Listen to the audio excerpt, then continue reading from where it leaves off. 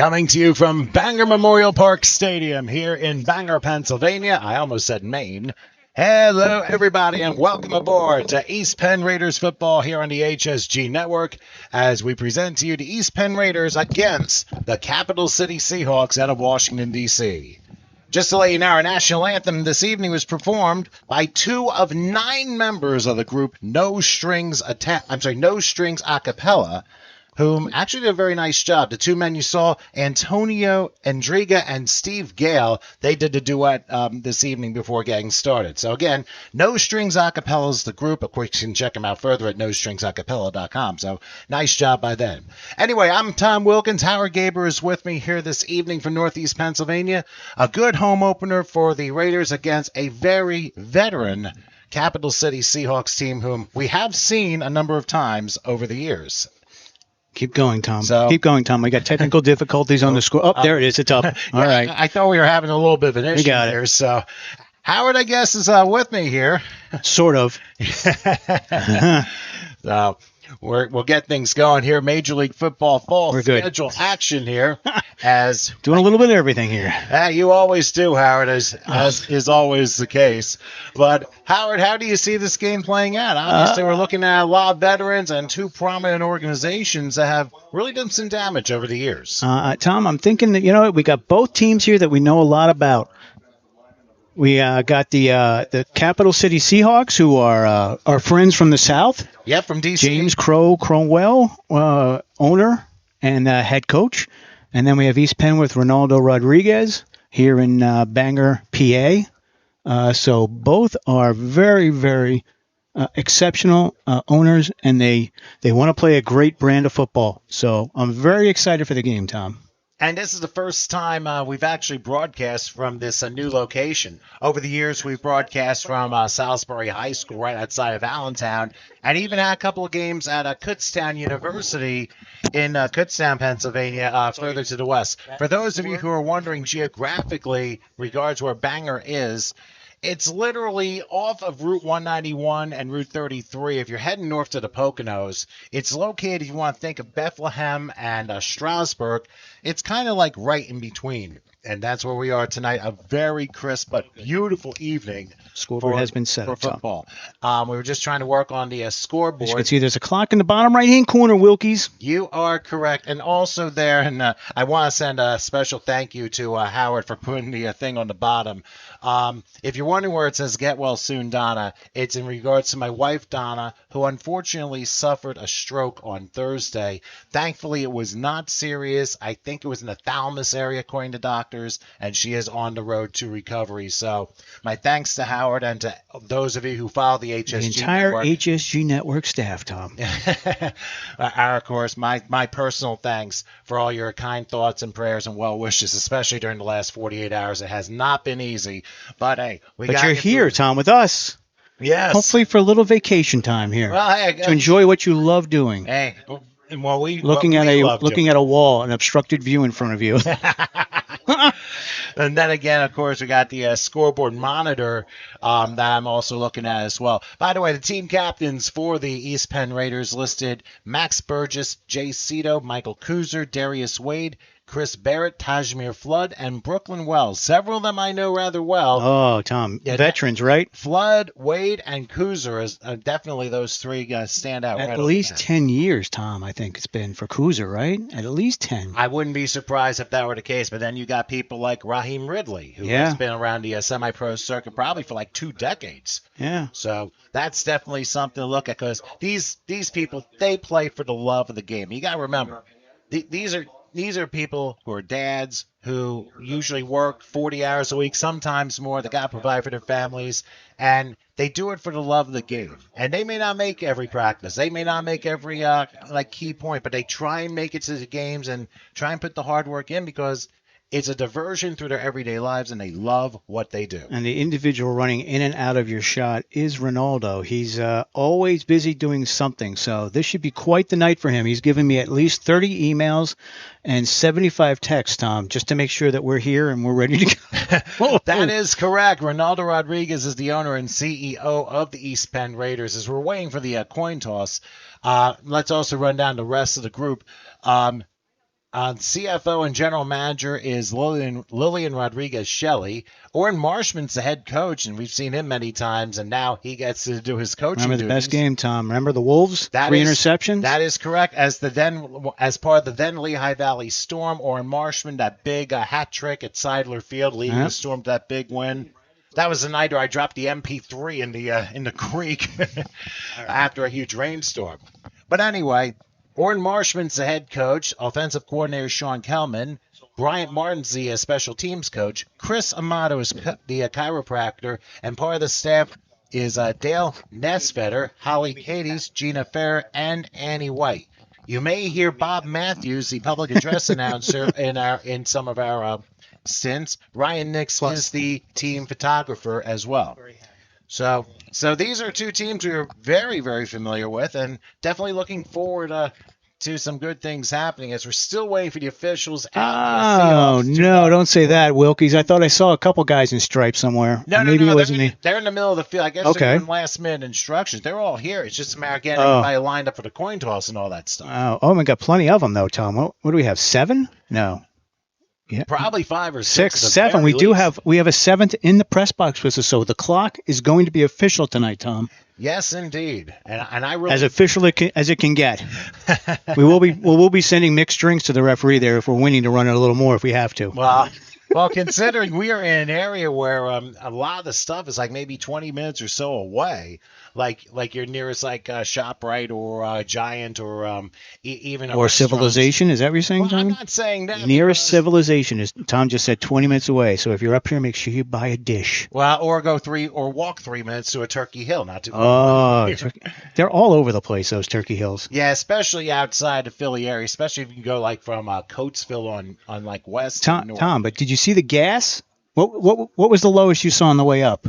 Well, I'm not 100% sure, but I think it was probably around 371 a gallon. Oh no, Jersey, it's 358. I saw 317 on the way up. 37. Were you looking at the right place? Yes. Were you looking at that billboard? And I was not 78. I was not dyslexic. It was 317, and I was in shock. I almost drove off the road. A little, one of these little discount gas stations, but it was coming off of 287 once you passed into Pennsylvania. I guess it's because the self-serve.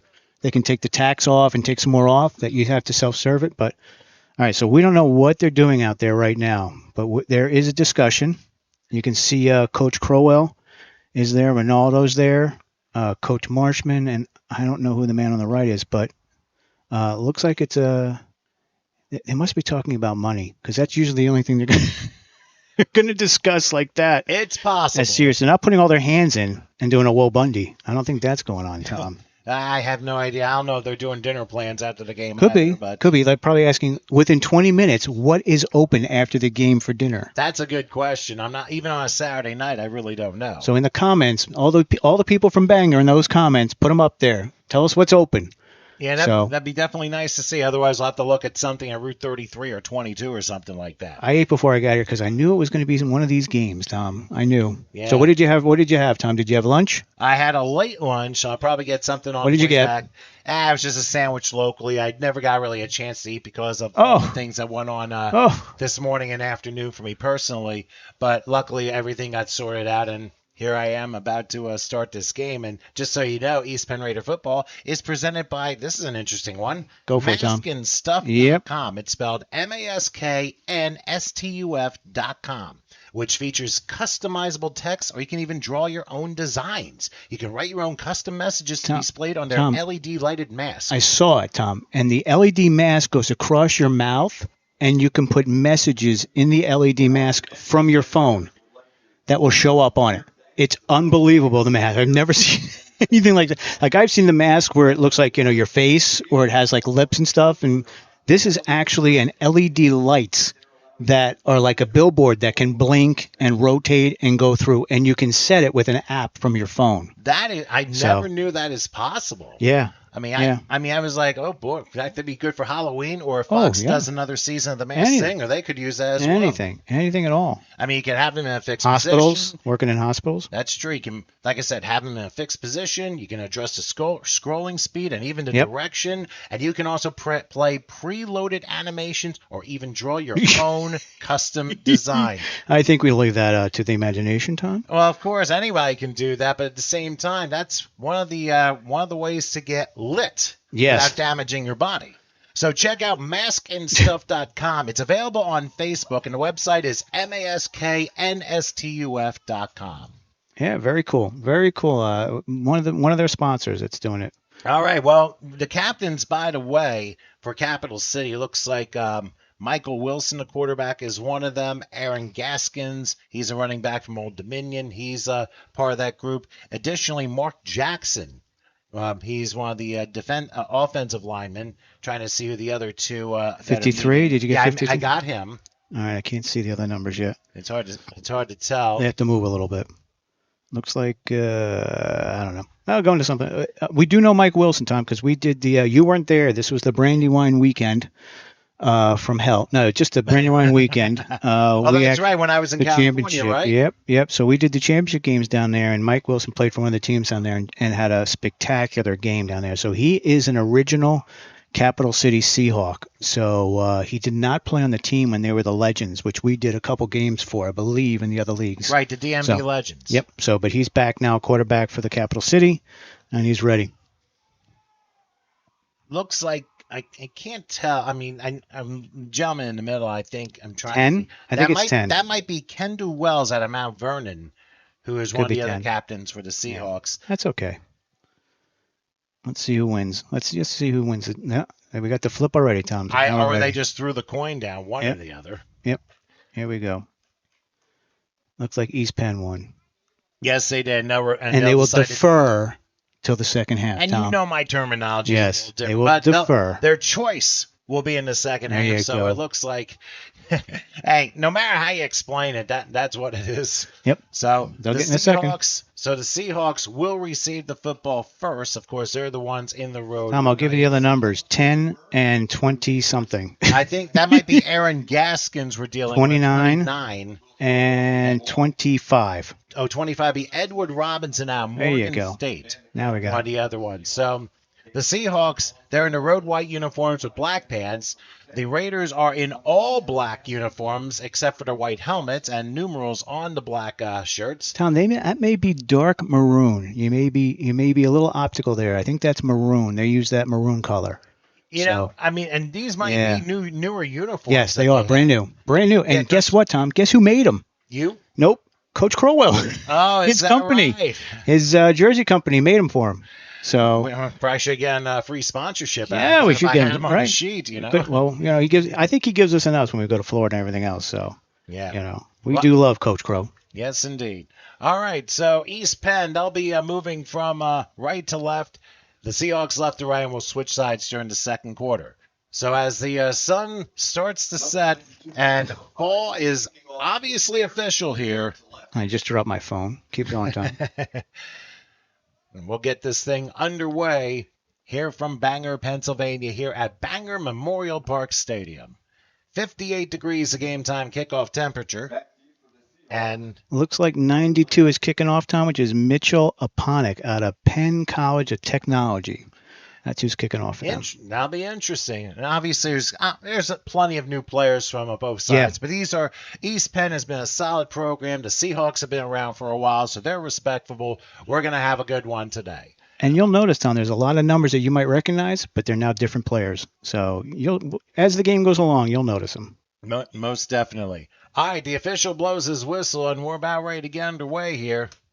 Referee blows the whistle, and here we go. The kickoff goes to the upside, take a high bounce. Oh, look at that. And taking it about the 5-yard line. He'll move to his left, moving to about the 20. He has some room. Little shake and bake. And he drives himself down to about the 30-yard line. Somebody lost a helmet at the end of the play.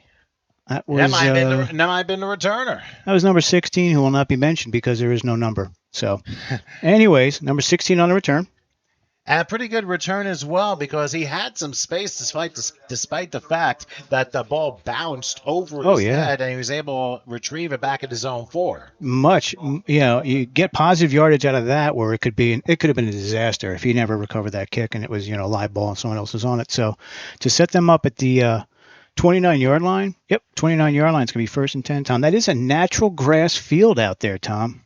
Yeah, we've gone to a lot of places where it's been mostly turf, but here it's natural grass. You got to remember, when you play on natural grass, that is the best surface for anybody to play football on because turf can sometimes be very tricky, especially with how it is and the newness of the turf. Oh, especially when it gets cold, right?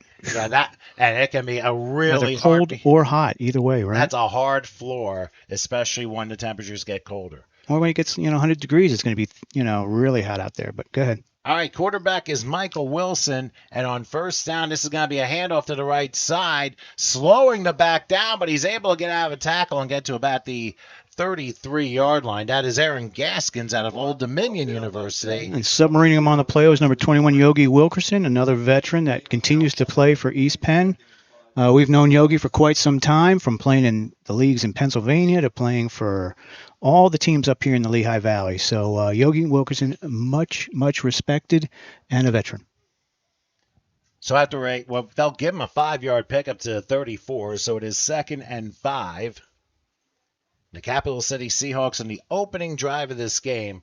Looks like they quite a formation, right, Tom? We've seen this in high school a little bit.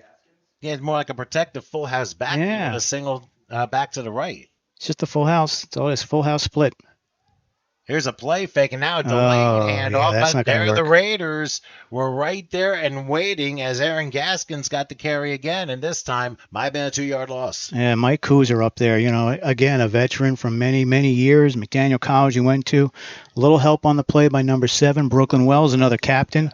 So brings up a 3rd and long, Tom. What do you got on the playbook here? Well, I was going to say, first of all, that we've mentioned Michael. Of course, we've mentioned his brother, Rob Kuzer, who is also a semi-pro veteran.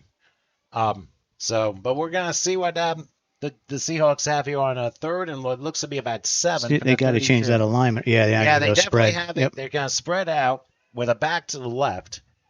And Wilson will be in the shotgun from the 32, takes a snap, has some time to fire, and that pass is short, incomplete. Yeah, a little low. And not scooped in, and he would have had the first if he got it. Number 17 on that. That was intended for Brian Brooks from Friendly High School, and just fell a little short. So it looks like the Seahawks go 3 and out in their opening drive. Yep, and on the kick is going to be 91, who is not listed also. So a few of Crow's guys must have just got picked up off the waiver wire.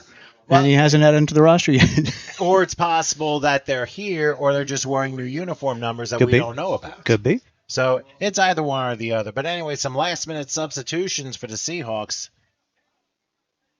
as they prepare for the punt. 2 returners standing at about the 30 and a 25, respectively. Nice snap, Tom. A good snap and a short punt.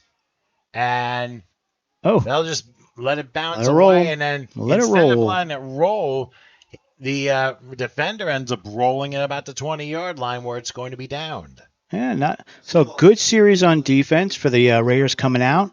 They can stop. We've heard in the pregame that they do have a good defense. It's the offense they've got to get underway here. They had a few miscues against the Seminoles in their first game. So quarterback Chris Barrett's going to be under center or in the shotgun, and he is going to lead their offense.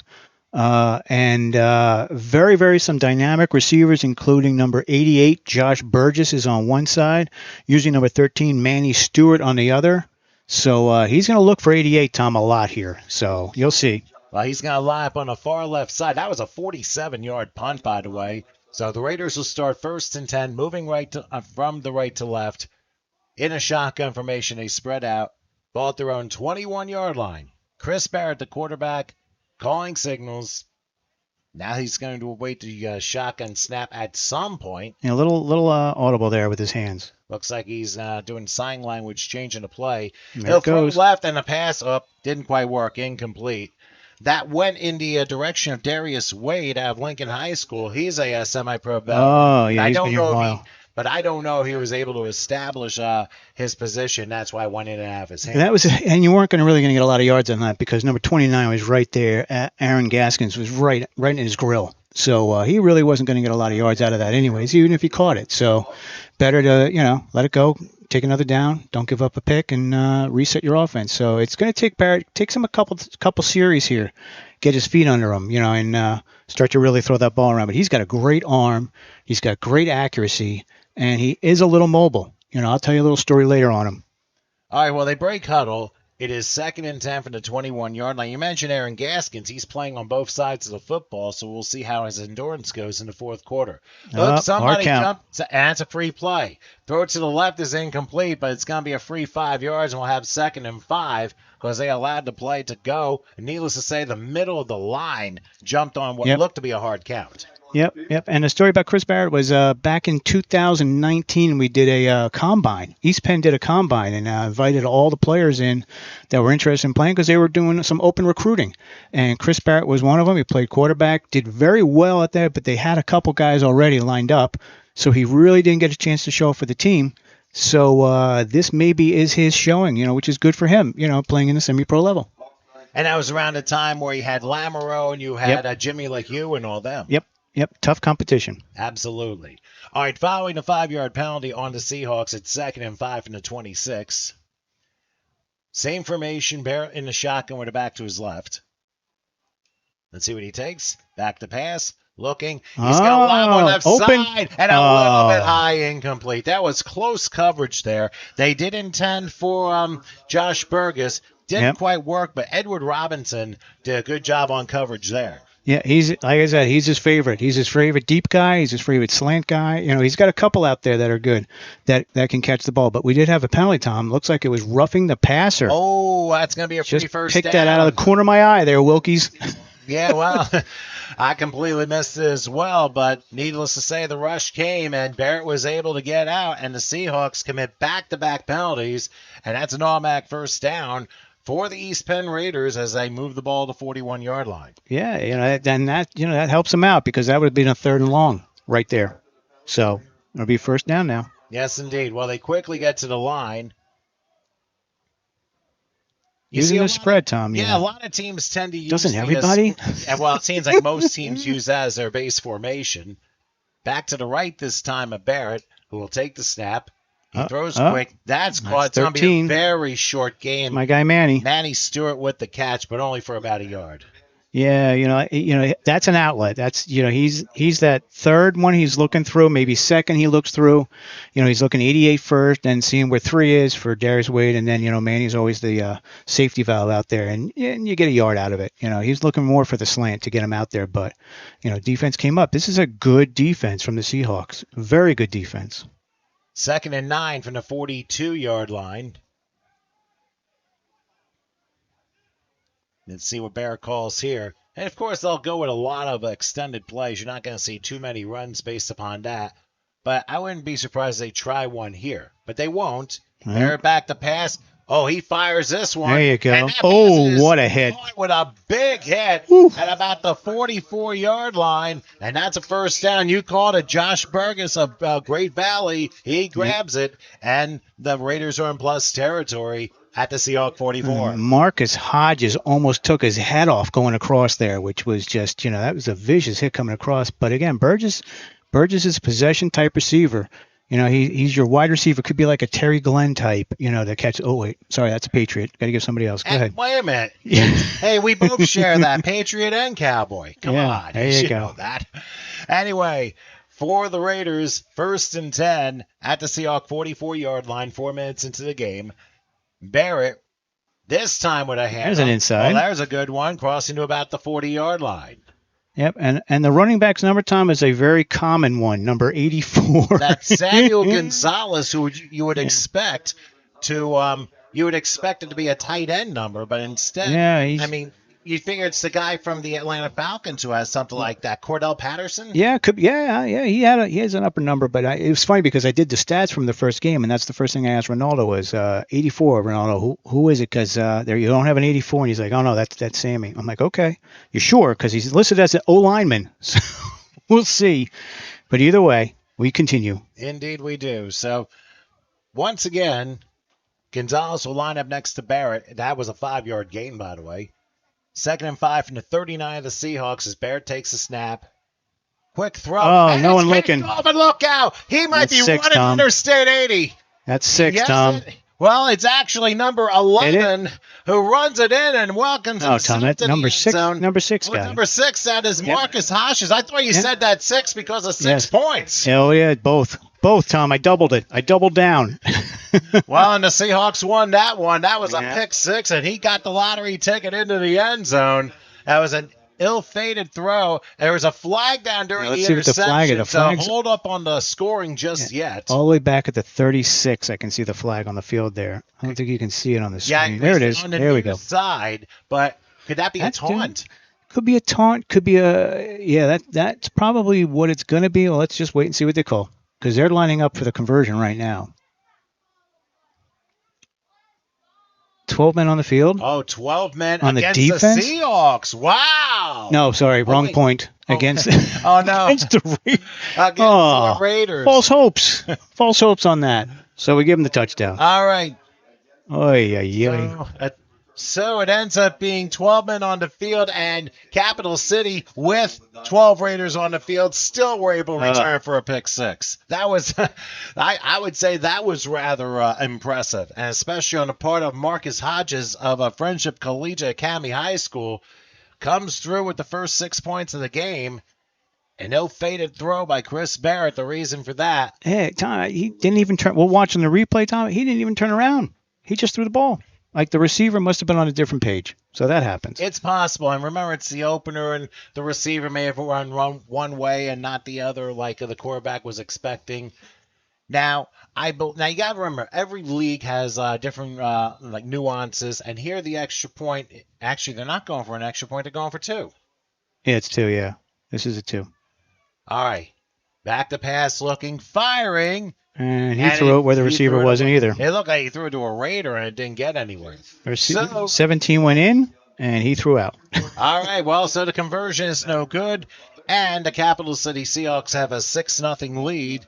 Let's take a look, Tom. Yeah, we got to see what exactly went wrong on that play, and Aruga's Grill House replay. And Howard, you describe where everything went wrong on the near side of the field. So again, we'll show you, and we'll pause it right when he throws the ball, because you'll see that the receiver never turned around. He hit him. He almost would have hit him in the back if he got it to him. So again, long pause. Here it is. Watch. See, look. He's not turning around. He's all the way up there. 84 is all the way up there, and that's he never turned for as the they ball. say, easy pickings, Tom, on that interception. That definitely was an easy pick. That was 63 yards for Marcus Hodges, and just like that, it's 6-0 for the Seahawks. And you mentioned their defense, very opportunistic, and they definitely lived up to their name. Yeah, and Barrett has had problems with that, and it looks like they took the 5-yard penalty time on the kickoff, so that's why they're kicking from the 40. Oh, okay. So I didn't realize that the ball was spotted at the 40. It's okay. This is the Keep 12-men penalty on that interception return. All right, here's the kickoff, taking it about the 3-yard line. Much cleaner fielding. Moving to his right. There's a little hole if he wants it. And they'll get to about the 33-yard line. Sammy. That was Gonzalez that time. Gonzalez from the University of Fort Lauderdale down in South Florida. That's a ride. That's a hike. But I'll tell you what, better weather than, here. We were there. We were there, Tom. There's an Arby's in Fort Lauderdale. And an Outback. That is correct. In 2017 when we went down there. Yep. So we were there. We were there. I love Fort Lauderdale. Fort Lauderdale is really nice. Miami's not bad either, Tom. But if I had my pick, I might have picked Fort Lauderdale. I really enjoyed Fort Lauderdale more. Well, it's a tie when it comes to the weather, that's for sure. Our official to the left of me is nodding his head. No, you do not want Fort Lauderdale if you can get Miami. Well, then maybe he's for Winnipeg. I don't know. All right, 1st and 10 from the 33-yard line. Barrett taking time. Pocket collapses, and so does he. And the ball's out. Ball's out. But it is recovered. But the Raiders recover, and I believe it was Gonzalez. Sammy Gonzalez, man on the spot there. At the 29-yard line. So that's a loss, quite a loss, all the way back to looks like the 19-yard line. I'm sorry, the 29-yard line. Yeah. You're in trouble. You're on your heels. You gave up that 6 points. And next thing you know, it's 2nd and long. While they'll still discuss, we'll remind you that this game is presented by St. Luke's Orthopedic Specialists, which implements a collaborative program that joins together orthopedics, sports medicine, rheumatology, physical therapy, and sports performance to determine the best course of action for each and every patient. I'm fitting in that ad. Go ahead, keep going. Yes, indeed. They're in Centronia Road in Allentown, St. Luke's Orthopedic Specialist. Now 2nd and 16. Ball spot at the 28-yard line as the Seahawks showing blitz. Now they back out. Here's a throw up the middle, and the pass is caught. They're going to get some yardage back to about the 36-yard line. That's Burgess again. He's looking for him, and that was a tight window, Tom, to get that ball in, and he still got it in there. By the way, the St. Luke's number is 484-526-1735. Just wanted to pass that along. So now, that was a pickup of 8 on the play, so they got 3rd and 8 from the 36. So obviously, you think of a pass unless there's a little bit of a surprise run involved. Yeah, it could be the draw, but again, you want to get something out of this because you don't want to keep giving away possessions. You don't want to do that and giving up points. So look for them to try and get those 9 yards some way. All right, so Bear lines up in his shotgun, back to the left now. Looks like Gonzalez will switch to the right. He awaits the snap.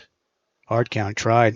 That didn't work. Back, he'll fire. Pass knocked away. Oh, boy, that was close. Incomplete. It was like in double coverage that time, and the Seahawks are swarming around, and it ends up being incomplete. Yeah, he tried to fit it in that window. He has a lot of confidence in his arm, which is a good thing if you're a quarterback because you got to have that. But it also gets him sometimes in trouble because he tries to fit it in these tight windows, and you're going to give up a pick every now and then because these guys, the talent you have out there for both teams, this is MLF elite, Tom. Elite, not just MLF. Now, so hold on a second. Yeah. There was a flag down on the far side of the field they're discussing. We know, so we're going to see what the talk is. And they're moving. Oh, they're moving. That's going to be against the Seahawks, probably for an offside. So we got him on the heart. Delay on the defense. Or an illegal sub foul. I don't know. No, that was delay. So they probably kicked the ball or did something, Tom, to delay him from at the end of the play. Oh, that was a post-play foul. Yeah. So it's a 5-yard penalty. And it's 4th and 9. It's 4th and 4. The down counts. So it's still going to be a punt. I don't know. 4th and 5. Yeah, I guess you punt it. Go ahead, Wilkes. Let's run the 41-yard line. I'm a riverboat gambler. You got to remember that. I don't know if you're Sean Payton, but we'll see. All right. It's early. Back to punt, standing about the 28-yard line. Oh, they're coming. And he got it off, takes a bounce, and it rolls out at about the 30-yard line. And now a late flag comes in at the end of that. It could be some of the chatter going on out there. And there's a possibility because it came right as soon as the play ended. So that was David Burgess on that kick, I believe, number 32. And it was only a 29-yard punt, but the officials are discussing the flag at the midfield stripe, and we'll see what that's all about. Wait, what do we got, Tom? We got something on the return team. And it might have been during the personal kick. Foul on the return team. Oh, it's on the return team, but it was during the kick. So that's going to give the Seahawks the ball, but it's going to be 15 yards in the spot.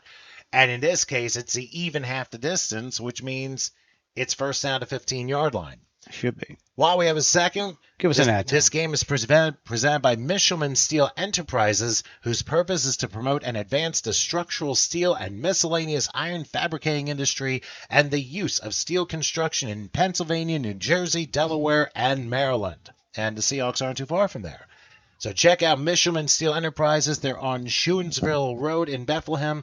Call them for more details, 610-395-3472.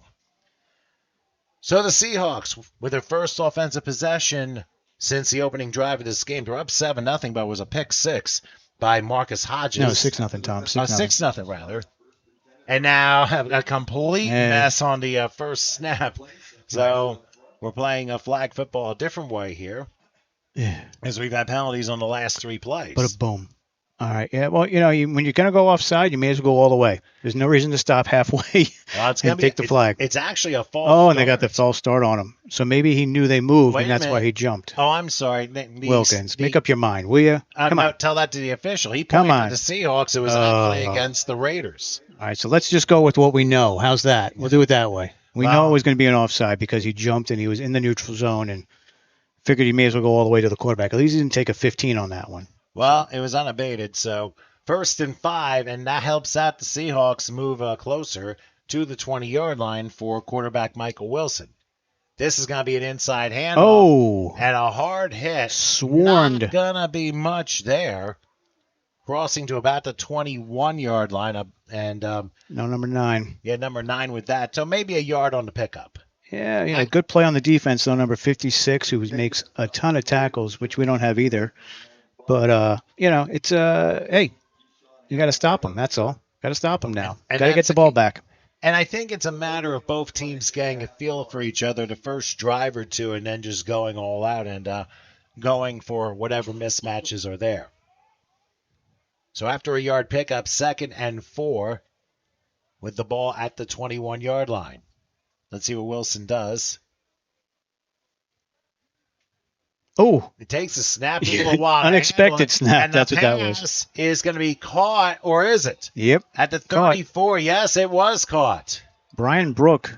Again, they're saying no. Wait, nope. Now we got the second decision, and it's no. Oh, now they changed their mind. It is incomplete. It was scooped off the ground. So that makes it 3rd and 4 coming up. Yeah, Oh. 4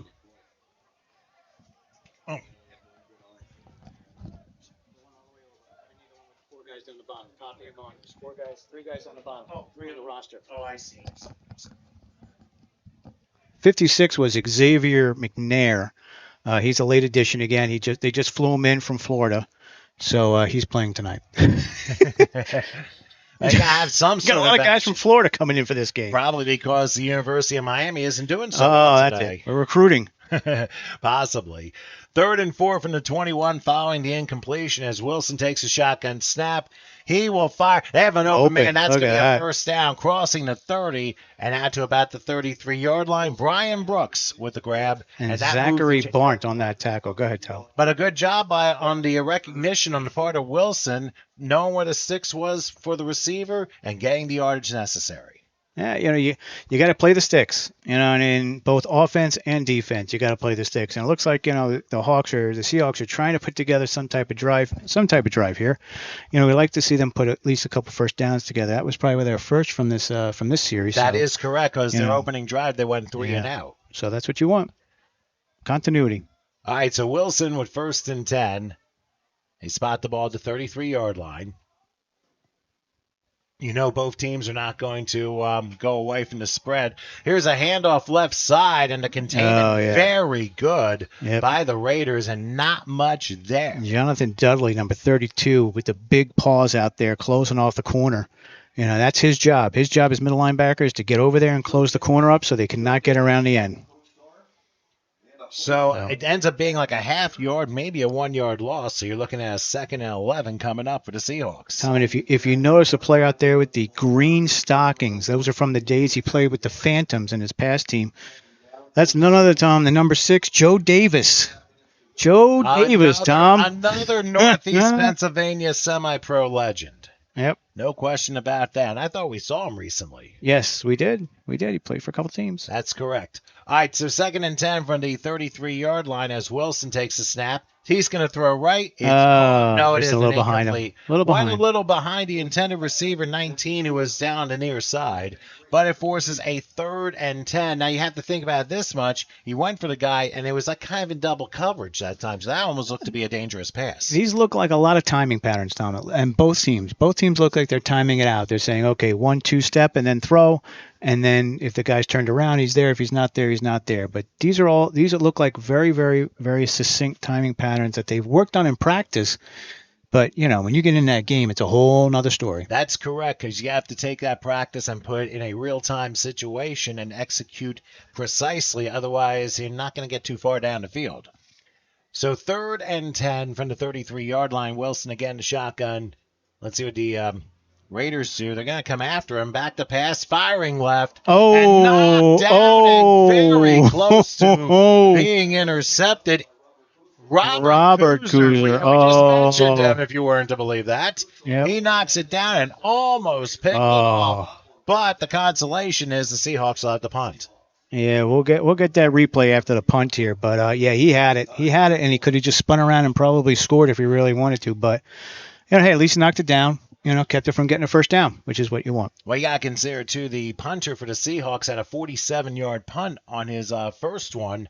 So if he gets anywhere near that, that could very well be a costly opportunity. You got to get in front of it. You can't let it roll. That's the whole problem. You want to catch it in the air. That's why your receiver's back there is catch it in the air and make sure. Well, the Seahawks trying to line up to get the right personnel on the field. It's crazy alignments on punts. And this one's a low line drive, and it is returnable at about the 25-yard line, taken to the 30, to the 40. Look at this, on 45-yard line, even to the 48. He's number 1. Tashmir Flood. Oh, Tom, remember him? Cornerback. Oh, yeah. He used to play cornerback. Now he's a returner. All right, so let's look at that. Let's look at the Kozar interception here. Pull that up. Or near to be. Yeah, or close to interception. So here we go. Once the Urugos goes, and let's see. So again, he's lined up as an outside coverage. He's got safety help over top, and there's a throw. And look at that! Oh, right in his wheelhouse there. I just couldn't come down with it. Yep. And meanwhile, the other receiver was saying to get it higher. That's what he wanted. He wanted it higher. So we'll come right back to live action if we can. Yes, there we will. Go. Look at that! I feel like NBC. Yes, indeed. Well, first down. And here is a pass over to Burgess, who's able to get into plus territory at the 48-yard line. So a 4-yard pickup. But if you think about Not sweating yet, Tom. Well, if you think about it, the difference in field position was literally like 15 yards between the two. Yeah. Because if Kuzer comes down with it, maybe he has it like the 35, 36-yard line. So. Yep. I'm just worried about. I just barely got back to our live action, so I'm pretty happy we got that. Yeah. Yes, we did. That was an NBC it, I guess. That was one of those. Or an NB freeze it. We tried. Well, it worked. 2nd and 5 as the ball is at the 48-yard line of the Seahawks. Let's see what Barrett will do here. Back to his left once again. A lot of safety help over top. Cover 2 here. And this is Gonzalez. He's going to sweep left. And he takes a wallop at about the 46-yard line. He got sandwiched. That's Troy Somerville. Yeah, with that I think we've heard of him. Yeah. Number 11. There's also number 11 there on the stop. Yep. So it was a great play. They stopped. And so now again we're at 3rd down here, Tom. This is definitely 2-down territory. I'd say at the 46. You gotta think that the Raiders want to put some points on the board here before the first quarter ends. Well, you definitely would like to, but at the same time, you also want to make sure you make field position an important part. I mean, prime example, look what the Cowboys did last weekend against Cincinnati. They had a huge play, and it made all the difference in the world in field position, like 20, 25 yards, and that set up the game-ending field goal. Yep. So, but here we are late in the first quarter. By the way, everybody, Tom Wilkins, a Dallas Cowboy fan. Well, I'll worry about Monday night. You worry about Baltimore tomorrow. It's not going to be good. It's not going to be pretty. Anyways. 3rd and 3 from the 46-yard line. I believe that's going to be blow. That's got to be too much time. Gotta be. These both. You watch the clock. Yep, delay a game it is. So a 5-yard penalty, and I'll make it 3rd and 8. Now, obviously, you gotta remember this is early in the season for both of these teams, so it's a matter of trying to get to the line of scrimmage faster. I'm not saying up tempo, but do it in a decent amount of time where you have a few seconds to spare in case you want to make a last-second audible change or what have you. At least have the seconds to do that. Yeah, and he's not coming all the way to the sideline to get the play. So, Coach Black is giving it to him without him coming over. So that shouldn't affect it. It's just, time. I mean, and we have the clock on the actual scoreboard. So you guys can see it at home. Every now and then when I take it off, it's usually for replays, but it'll come back. All right, 3rd and 8. And right now the Raiders at their 49-yard line. Barrett in the shotgun again. Hard count, but nobody. Yeah, he's trying. Here's a pass. That is going to be a go. first down inside of 40 to the 36. Great play. Great play. 15-yard pickup, and what a knife shot to Shane Walsh out of Northampton High School. He caught the slant and went forward. He moves the chains for the Raiders. It's 1st and 10 to final minute of the first quarter. And you needed that. You want it. You got it. So, that just changes the sticks, changes the field, and gives you a little bit of confidence. So now you might want to go a little bit more up-tempo, which they're doing. And Gonzalez will be to the left of Barrett. Always single back, though, back here. So you got to get your blocks if you're going to run. And here's a There it delayed is. handoff. Gonzalez has some room to the 30 maybe, but that's about it.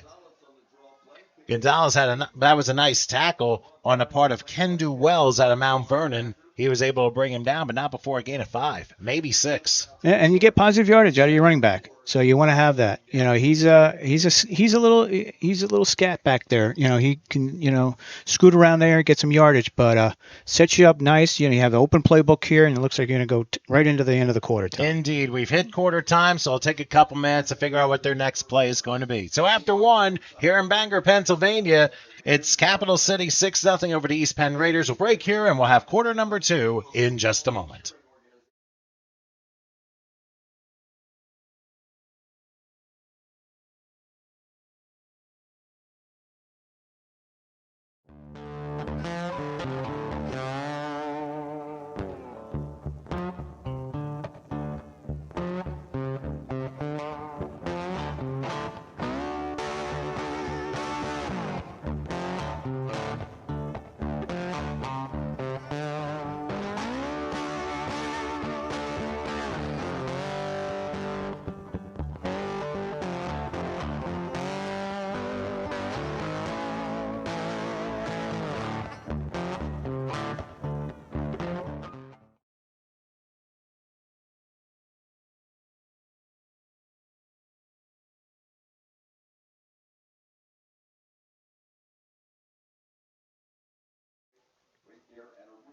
All right, we have switched sides here in Bangor, Pennsylvania, Bangor Memorial Park Stadium. It is. I'm Tom Wilkins along with Howard Gaber tonight here. Solo, Tom. Well, no, you have me. Yes, I always have you, Tom. Well, it's 2nd and 4 for the East Penn Raiders as the ball is at the 30-yard line to begin the second quarter of play. Got 9 hats on tonight, so pray for me. Well, you have one and I have one. All right, Barrett in the shotgun, back to his right. To pass. They're coming. Hit as he throws the football. And K's a double coverage and ends up going incomplete. He went in the direction of Josh Burgess, but it ended up being a little short. But either. It could have been either Burgess or Manny. They were both in the same spot, Tom. That's not good, right? Well, he was also under incredible duress, so he had to get the ball out of there very quickly, and he was lucky he was able to do that. Yep. So, but hey, third down. Third and manageable. Let's put it that way. Well, when we say third and manageable, you could think pass or run. So, I wouldn't be surprised if we see a Gonzalez get a surprise. He's not in there, though. Here. Oh, he's out. He's split out. So you got trips up there, Tom. They different formation. For the first time in this game, a 4-receiver set, they go triple on the left. So 3rd and 4 from the 30-yard line. Let's see what Barrett dials up. Inside. And It didn't work. I thought it was a surprise run, but the Seahawks certainly weren't surprised. That's a 3-yard loss. That's Landon Whitfield on that carry. So London Whitfield. Sorry, London. So now comes the decision, Tom. What do you got to go for it, Tom? Well, right now you're in the part of the field where you need to go for it, unless you have an expert of pooch punting inside the 10-yard line, which I don't think there's a case. No. Probably not, but it's a decision for the coaching staff. You're down 6. If it was even, Tom, I think they'd pooch it and put it in a corner somewhere. But you're down 6, so you want to get some points again. You might notice that Darius Wade has checked into the game, so they're gonna go with a 4-receiver set again, tripling to left, and it looks like switching over is Whitfield to the left of Barrett. So here it is, 4th and 7 from Extra the 33. blocking, whatever you can get from them. Back to pass. They're coming. Here's a pass. High and incomplete. And it was almost intercepted, but for the Seahawks' sake, it was probably good it was knocked down. So the Seahawks will get the ball on downs at the 33-yard line. So, Tom, we've seen Barrett, a little bit here, a little bit there. The running game is here and there. It's a work in progress here. It's his first, shot with the Penn Raiders. He's been on other teams and he's played with other teams. So, he's just got to get a feel for his receivers. And hopefully, a couple games in, we'll see the real Chris Barrett out there throwing the ball around like he can. It takes time, especially when you're trying to get the reps in. And sometimes in the game of life, it just doesn't happen because a lot of things happening. So Yeah, you just hope there's no frustration. It's going to be frustrating because he knows he can play better and he knows he can make those throws and get those passes, but it's just not happening right now. So I mean, you're right. In late October, then that's another story. Right. Right. But this is still early on, and I'm sure everyone's bodies are trying to get back to getting used to this quote-unquote football-type weather. 1st and 10 now for the Seahawks as Michael Wilson back in the shotgun. Ball spotted the 33-yard line, and there were Raiders offside left and right. Yes, exactly, Tom, left and right. They were on both sides, but it looked like they were trying to get back. If they were trying to get back and that ball wasn't hiked yet, you could run that play, but, well, no reason. A veteran of the Raiders, Keyshawn Hannibal Ray, jumped offside and just stayed there. Yeah. You know it's going to be a penalty, so you may as well just wait. But you don't want to give up that free play because that could be a touchdown. We've seen Manny Cabasa make teams pay on all those offsides. So that's very true. We'll see what Michael Wilson does now. 1st and 5 from the 38-yard line. He's back to pass. He's going to roll to his right, being chased, and he's going to lob it far sideline. Unfortunately, none of these Seahawks along the sideline were eligible for that play, and it ends up going incomplete. He probably just threw it away because there was nobody open. Yep, he had somebody down there, but they were not that deep. And his other receiver was deep, but he was on the opposite side. So, they did the best thing possible. Instead of taking a sack or taking a loss, just throw it out of bounds. As long as you make the line of scrimmage and you're outside the tackle box, you're good. Which was exactly what he did on both counts. Yep. So it is 2nd and 5 from the 38-yard line, and we'll see what the Seahawks do. I mean, they have a pretty big offensive line, and we'll see if the Raiders stack against that. Wilson in the shotgun again. Back to pass. He's under a rush. He's going to throw up the middle. Little high. It was tipped and incomplete. Again, Kuzer got a hand on it. Yep. A little bit lower. He might have finally gotten one down. Yeah, these are dangerous passes, but you're a veteran. He's a veteran. You see him square his shoulders. He has nice motion. He had nice movement on the ball going through there. He knows what he wants to do. It's just, I saw Mac Jones. Mac Jones threw it right in the hands of a defender Sunday. Didn't even see him. So, it depends on the defense and who's mixing it up, and if they blow a coverage here and there.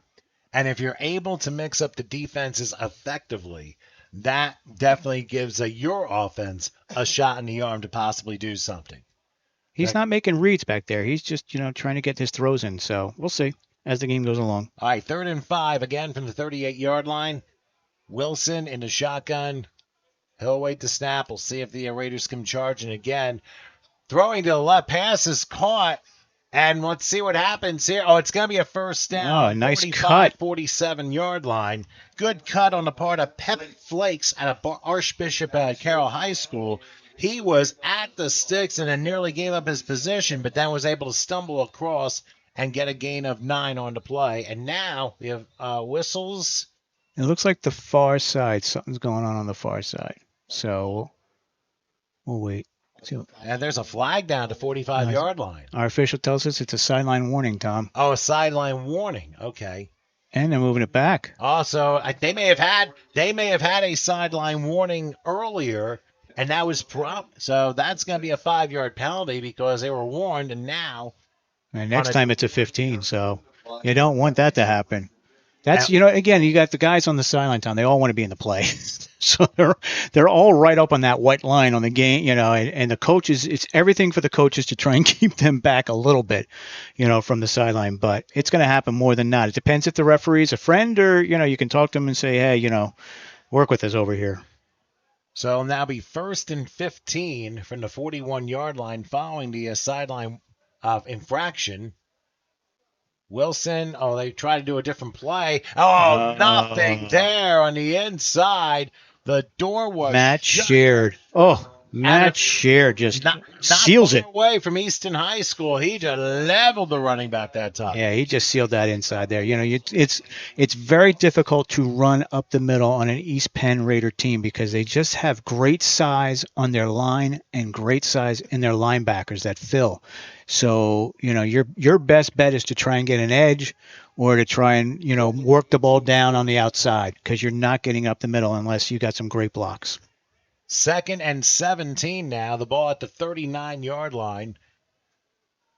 for capital C. They got to get to the 44 of the Raiders for the first down. Let's see what Wilson dials up. Oh, somebody jumped. Yeah, we had time. Oh, they blew the play dead. Yeah, that was offense. But we'll wait. Let's wait. Yeah, the near side official gave you the early indication. There you go. Yeah, it was the near side guy who said false start. Gotcha. Yeah. So it makes it 2nd and 22. So that's So the sideline has sent them pretty much the wrong way. Yeah, Tom. This is like a good 13 yards. This is like 2nd and 23 out there. It's it can put a team back. Well, it certainly did here. Yes. And the Seahawks are all the way back to their own 34-yard line. They began to drive in their own 33, and now they're trying to get some of the yards back. A couple of minor penalties have definitely set them, and now they're going to switch it up, and they're going to do a triple on the left side in a 4-receiver set. 2nd and 23. Here's Wilson back looking. Look, he's got guy open, but now he's in trouble, and he's going to go down. There we go. At the 24-yard line. I believe that was 24, Tom. Oh, that would be Michael Rosario Clark, but in there too was Brian Bernal of William Allen High School, who was able to assist on that.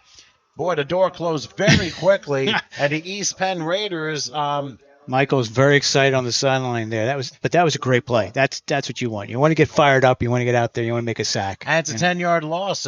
So now we're at the 3rd and 33. Yeah, that road's about 10 miles away. Yeah, so it's pretty much the length of that to get to the sticks. So your famous play, Tom. What's the famous play they have on 3rd and 33? Pray that there's no defensive holding or illegal contact. Draw. It's a draw. That's what they're using. Got to run the draw. So back in the shotgun. Let's see what Wilson does. You never know. And they're not doing it. It's going to be a middle screen.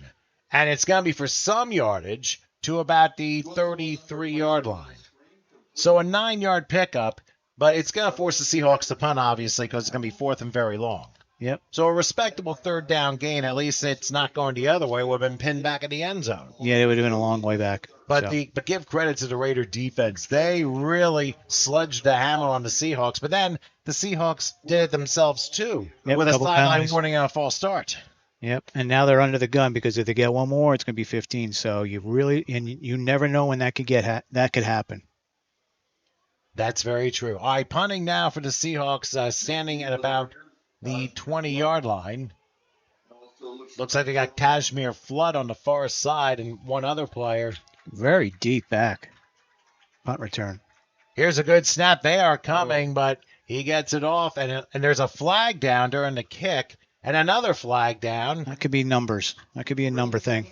And then we also have a little bit of extracurricular activity after the play is over. So there's going to be some discussion of that. Oh, yeah. Tell you what.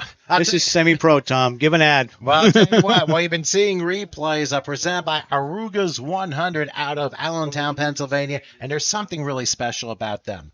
Their wings. In fact, 5 times they have won in their Buffalo Wing Festival.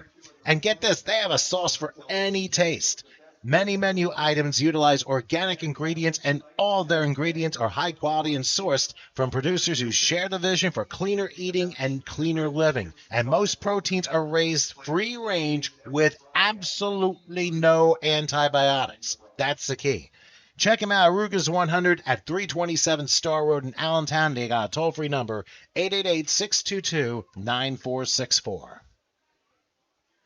So, 10-yard penalty there. Probably a holding foul during the kick. Could have been. Holder blocking the back, one of the two. But, those penalties were early, so that's all right. We'll just keep going. All right, so it'll be a 10-yard penalty from the end of the down, so... Right now, for the East Penn Raiders, they're going to be starting at about the 21, 22-yard line. I'd say 20, Tom. Looks like it's right on the 20. That's okay, though. All right, so Barrett will... We'll work with your eyes. Trying to work on things here. Well, they're going to do a different formation this time. They got... Oh, look at the split backs. Extra blocking. Let's see. And Barrett is in between those split backs, but here's a handoff bouncing to the right. Did you get his mask? You got his face mask. He got by the face mask, and the near side official threw a flag just as good as the cornerbacks have. Yeah. Yeah, that was definitely a face mask. I could see it from this angle, but let's wait till they call it. Make sure. They're discussing. Now here it is. It is indeed a 15-yard face mask. And good eyes there on Howard's part because Gonzalez had it and unfortunately had his helmet turned. So that's a major penalty, which is added on to the end of the play, which is an automatic first down.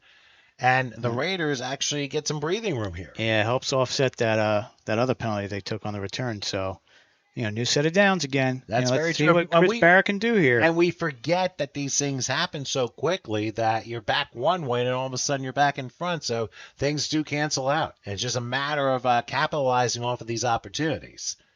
So the ball spotted at 35, 1st and 10 for the Raiders as Barrett will take the shotgun snap, has a little time, and will zing it. A nice catch at the 48, 49-yard line. That is a first down. Manny. Yep, Manny Stewart. 14-yard pickup, and East Penn moves the chains again midway through the second quarter. And it's amazing how we start to learn the players, and this is our first week here doing their games. I mean, I did their last game with stats, but you start to learn the players because it's only about 4 or 5 playmakers he has out there. So he's going to use them. It's just, where on the field he picks and if he can connect on those passes. He picks and chooses where to go, and whatever the mismatch is or whoever is open is whom you go with. You can't necessarily complain, I want the ball every single time. 1st and 10 for the 49. Barron the shotgun. He'll throw right, and that went a little bit over Darius Wade's head. I don't think he was looking. Let me tell you, Marquise Hodges was looking for his second pick 6 right there. Because, again, it didn't look like Darius Wade was actually spun around to look for that ball. So, you dodge a bullet there on 2nd down. By the way, the Aruga sponsor we gave is officially Aruga's Grill House and Sports Bar. So I just figured I'd throw that in there. So 2nd and 10 from the 49-yard line. As Barrett again lines up in a shotgun, back to their own spread-out format.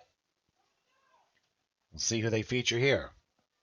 Back to pass, looking, firing. Oh, and traffic is caught at the 35. Couple moves. The 30 to the 29. A 22-yard pickup. Manny. And Manny did it again. Manny Stewart. Manny is having a game out there already just in the first half, Tom. That's a 21-yard pickup. They give him the 30-yard line of the Seahawks. And right now the Raiders are meaning business here. And we can see it, Tom. You can see it, right? He's connecting. He's connecting on his passes. That's what we wanted. Sorry to interrupt. Now, that's the right. Timing is everything. Shane Walsh now coming into the game as a receiver. And sometimes I wonder why the Raiders are like 20 yards back of the ball one day. Suddenly run to the. We see this with a lot of semi-pro teams. They'll go so far back, and all of a sudden we got to run 30 yards to the ball lineup, and then we got to run 30 yards on another play. You do that enough, you're going to really wear yourself out in the third quarter. So 1st and 10 from the Seahawk 30 as Barrett takes a snap. Going to take a shot to the right. Beautifully caught to the 20 down to the 11-yard line. And that's where he steps out of bounds. So Burgess this time gets it another 19, actually 18 about yards. 12, Tom. Yeah, he's at at the 12. So they can get another first down before goal to go. Yeah, they can get one at the 2, but you can see him starting to warm up a little bit. Now you just have to have the confidence. Now Burgess was open; there was no one near him, so it was a blown coverage on that play. But you hope Barrett, stays calm. Looks at his receivers, looks them off, has a little bit of time because that's the most important thing is to get at least 2-3 seconds to do some check downs, and then finds the right receiver wide open. All right, so in the red zone for the first time today are the Raiders. 1st and 10. Ball spotted at the Seahawk 12. Back to the spread formation. They got Gonzalez to the left of Barrett in the shotgun, as it's been most of this first half. He will await the snap, take it, play fake, fire it. Open. The snap because Barrett got smoked. Again. It looked like defensive end Omar Young Jordan flattened him, but that's going to be roughing the passer, and it's going to be goal to go. So 1st and goal from the 6-yard line. Oh, my gosh. Tell you what, it would have not made a difference if Burgess made that catch in the end zone. I mean, he had it in his Actually, I think that was 86, Tom. That was Marquise Pyers. Pyers. I'm sorry. Yep, he threw it to Pyers, so it is. You're right. You know, he got hit hard. You got hit hard, and you got the ball out. But that's going to be caught. That's a touchdown. But you live for another down, and it looks like he's up. So well, that's definitely good news. You may want to do a run here, Tom. Well, just give him a break. Well, you live for another 4 downs because it's first and goal from the 6. And we're running Wildcat. Wildcat with Darius Wade in there. Sorry, Tom. Oh, they got Wade. Oh, and a high snap dropped. Oh, did the Seahawks recover it? Yes, they did. Oh, my goodness. Yep, they did. Yep, you got it, Tom. Wow. They tried the Wildcat and it bit them. 84, Tom. I think it was Omar Young Jordan, the defensive end. We'll just give it to him. Go ahead. That's okay. Oh, my goodness. But that's okay, Tom, because you drove the ball and you got successive first downs and you moved it. So now you just got to get your defense to hold them here with 4.5 left.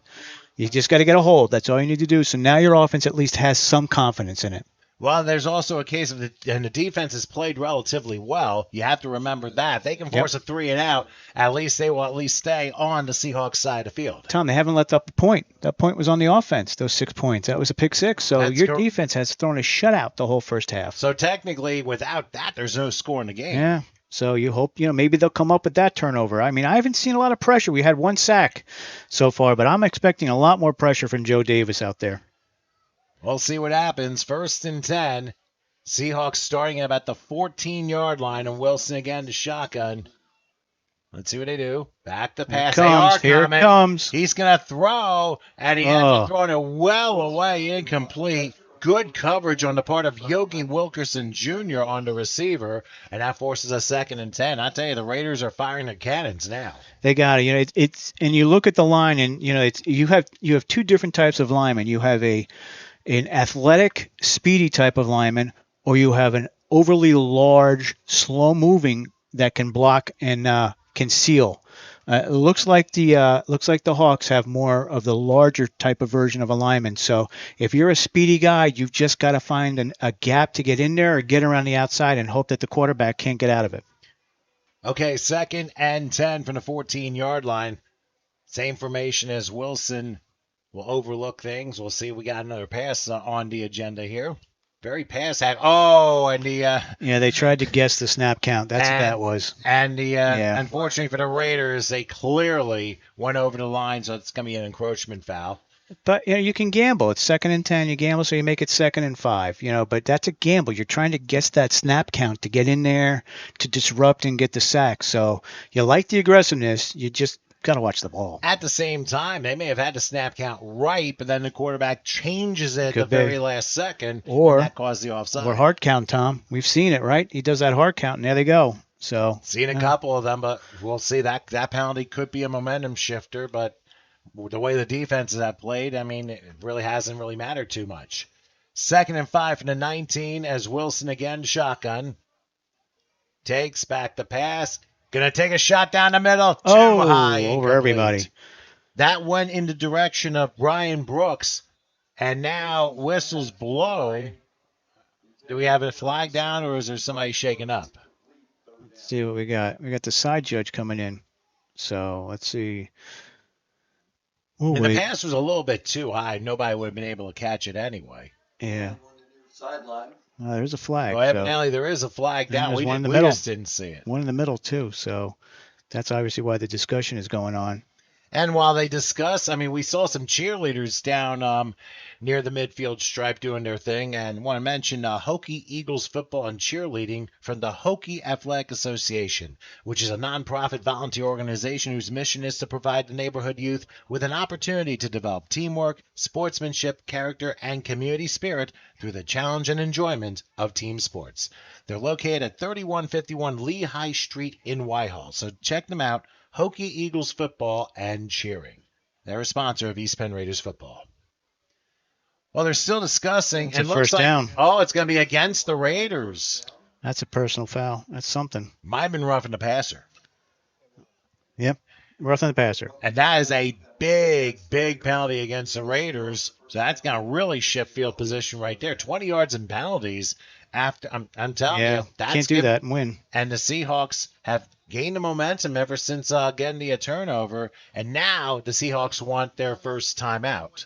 All right, so we'll take a break, Tom. We'll do it. 3:50 left in the half. 6-0 Seahawks over the East Penn Raiders. We'll be back in just a moment.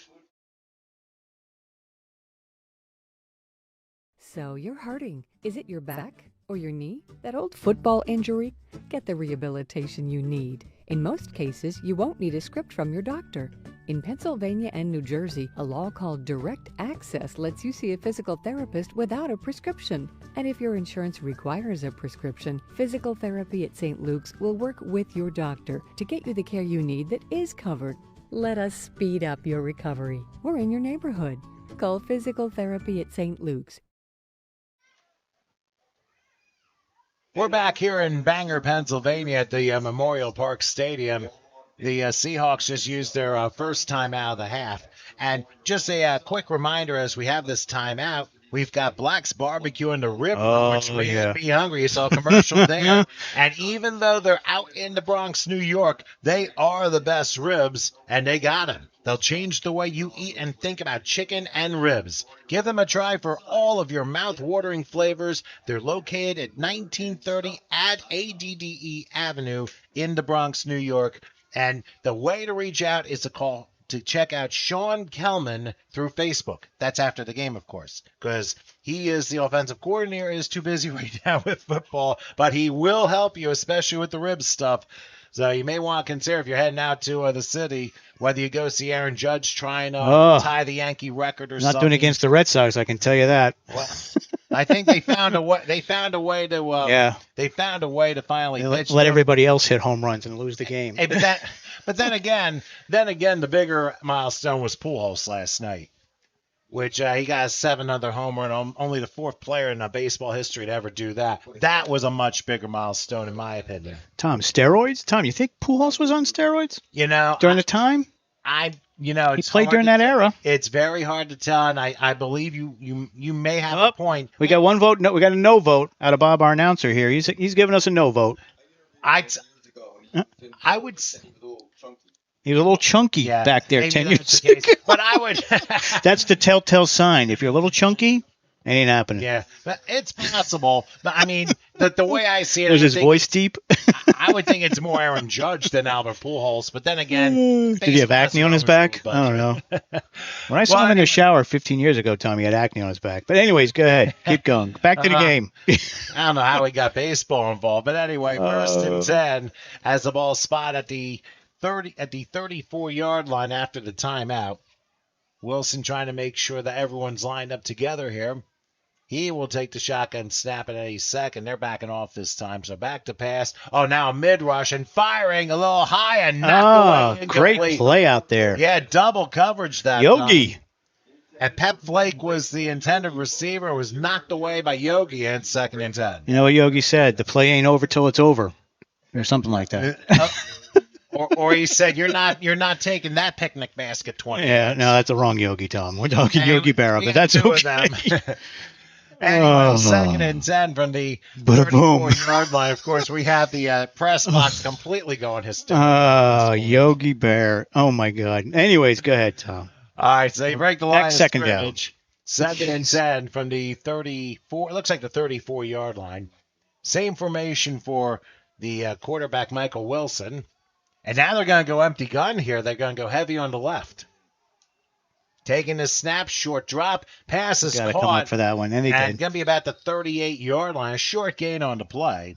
Defense read that time. They have to come up. When you're going to do a slot receivers type of slant, type of bubble screen, your defensive has to come up because there's nobody deep. So you're coming up and you're going to stop that inside bubble. Go ahead. Well, Flakes with the catch. He ended up getting he got like 6 on the play, so 3rd and 4. Now up tempo with an empty gun goes Wilson taking the snap. And he fires, passes, missed tackle. That's going to be a first down at the 46-yard line. They had him, but the defender fell down, and that allowed the Seahawks to start motoring. They get to the 47. That's an 8-yard pickup, and now they continue up tempo. It's like Brooklyn Seminole up tempo.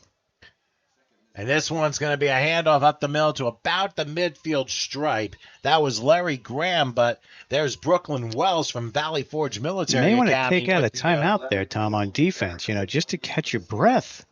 Because you got 3 left. But there is a 2-minute warning, I think. Yeah. I don't know if it's for the sleek. Yes, there is.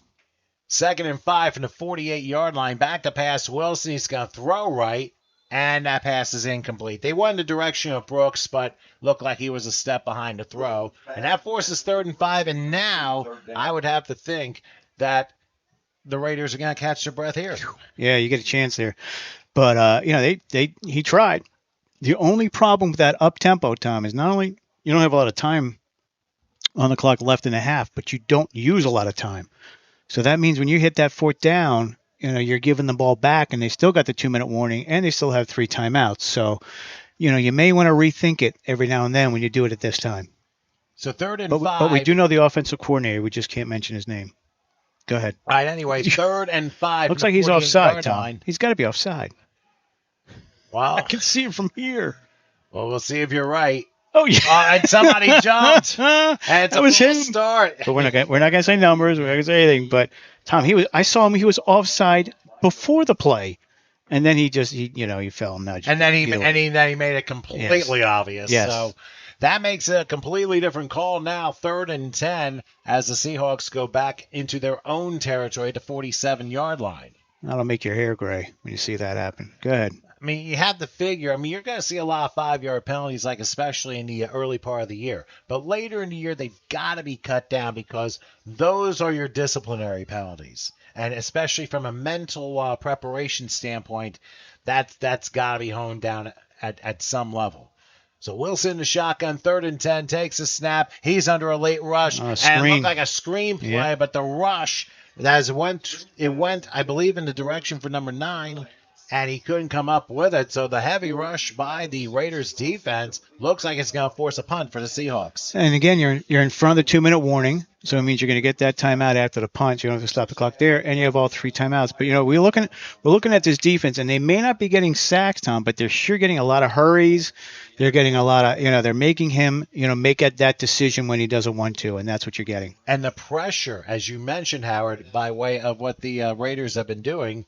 I mean, that's been a big difference maker here for them. All right, so the punt will happen. Tajmir Flood is back standing at about the 10-yard line. Let's see if they come after him. Tried. And he'll make his approach. Caught it about the 20, and he will steady his way to about the 28, and that's as far as he gets, as we have made it down to about 1:55 left. So I believe the 2-minute warning is going to happen right here. Yeah, it's a good return. Like we said before, he has to come up and catch that ball, because if he's not catching that ball, that bounce is a wicked bounce, and it's gonna set him back even further. So they made that adjustment, talked to him on the sideline, and said you got to come up and make that catch. So makes a big difference when you're catching him and your momentum is actually moving you forward as opposed to letting it bounce and running backwards and trying to find it. All right, so officially the 2-minute warning with a 6-0 lead for the Seahawks. Just to recap the game reset here, the Raiders have all 3 of their timeouts, and I don't know if they have a kicker, so we'll have to kind of see. They do, 92. Mitchell Aponic made some extra points, I believe, last week. So, well, he might be of use for this particular series. You get close. Well, especially with the Raiders getting the ball to start the second half. It's a New England bookend. Barrett will fire this one. That is caught, and a nice grab and a missed tackle. And getting out of bounds, a good catch by Burgess, and that's going to be a first down. We'll see if they spot where he went out. But a good start to the drive and a first down. Oh, at the 45. Yes, that's a gain of 17. Yeah, he's like I said, he's his favorite receiver, and he's a possession type receiver. You can see that you've seen him in the NFL, you've seen him in college. These are guys you get the ball to, and they're going to turn it into a play. And he's making those plays right now. He and, as you mentioned, Manny Stewart, who's also had a nice first half. Let's see if they look for him on this next play. Barrett in the shotgun, 1st and 10. They switch Gonzalez around to the right. Barrett will await the snap. Takes it, goes back. Oh, he's under a run. Oh, look out. He gets close. Wow. And they said he lost the football. That's going to be a touchdown if you were to believe that. That was some shot he took to the head. I can't imagine them not. Well, again, they let it go, so we'll see it. We will see it on the replay after the conversion, Tom, so you can take a look. as well as our off-ice official here. I believe that was Omar Young Jordan who was able Yeah, it was to 84. make the he was the one who sacked, scooped, scored, and went all the way to Bethlehem with it. Wow. Yeah, Tom, we definitely want to see that one. So let's get that conversion in. I'll put the points up there, and then I'll bring it up. And no flags on the play. Yeah, no. Yeah, And this is what happened in Brooklyn, Tom. The offense for Brooklyn was not scoring. It was the defense for Brooklyn. So. And look at Capital City doing exactly the same thing. Third turnover of the game already for the East Penn Raiders, and that was not what they had in mind. There's been a pick six and now a fumble recovery for a touchdown. That defense has been firing on all cylinders. Wrong one.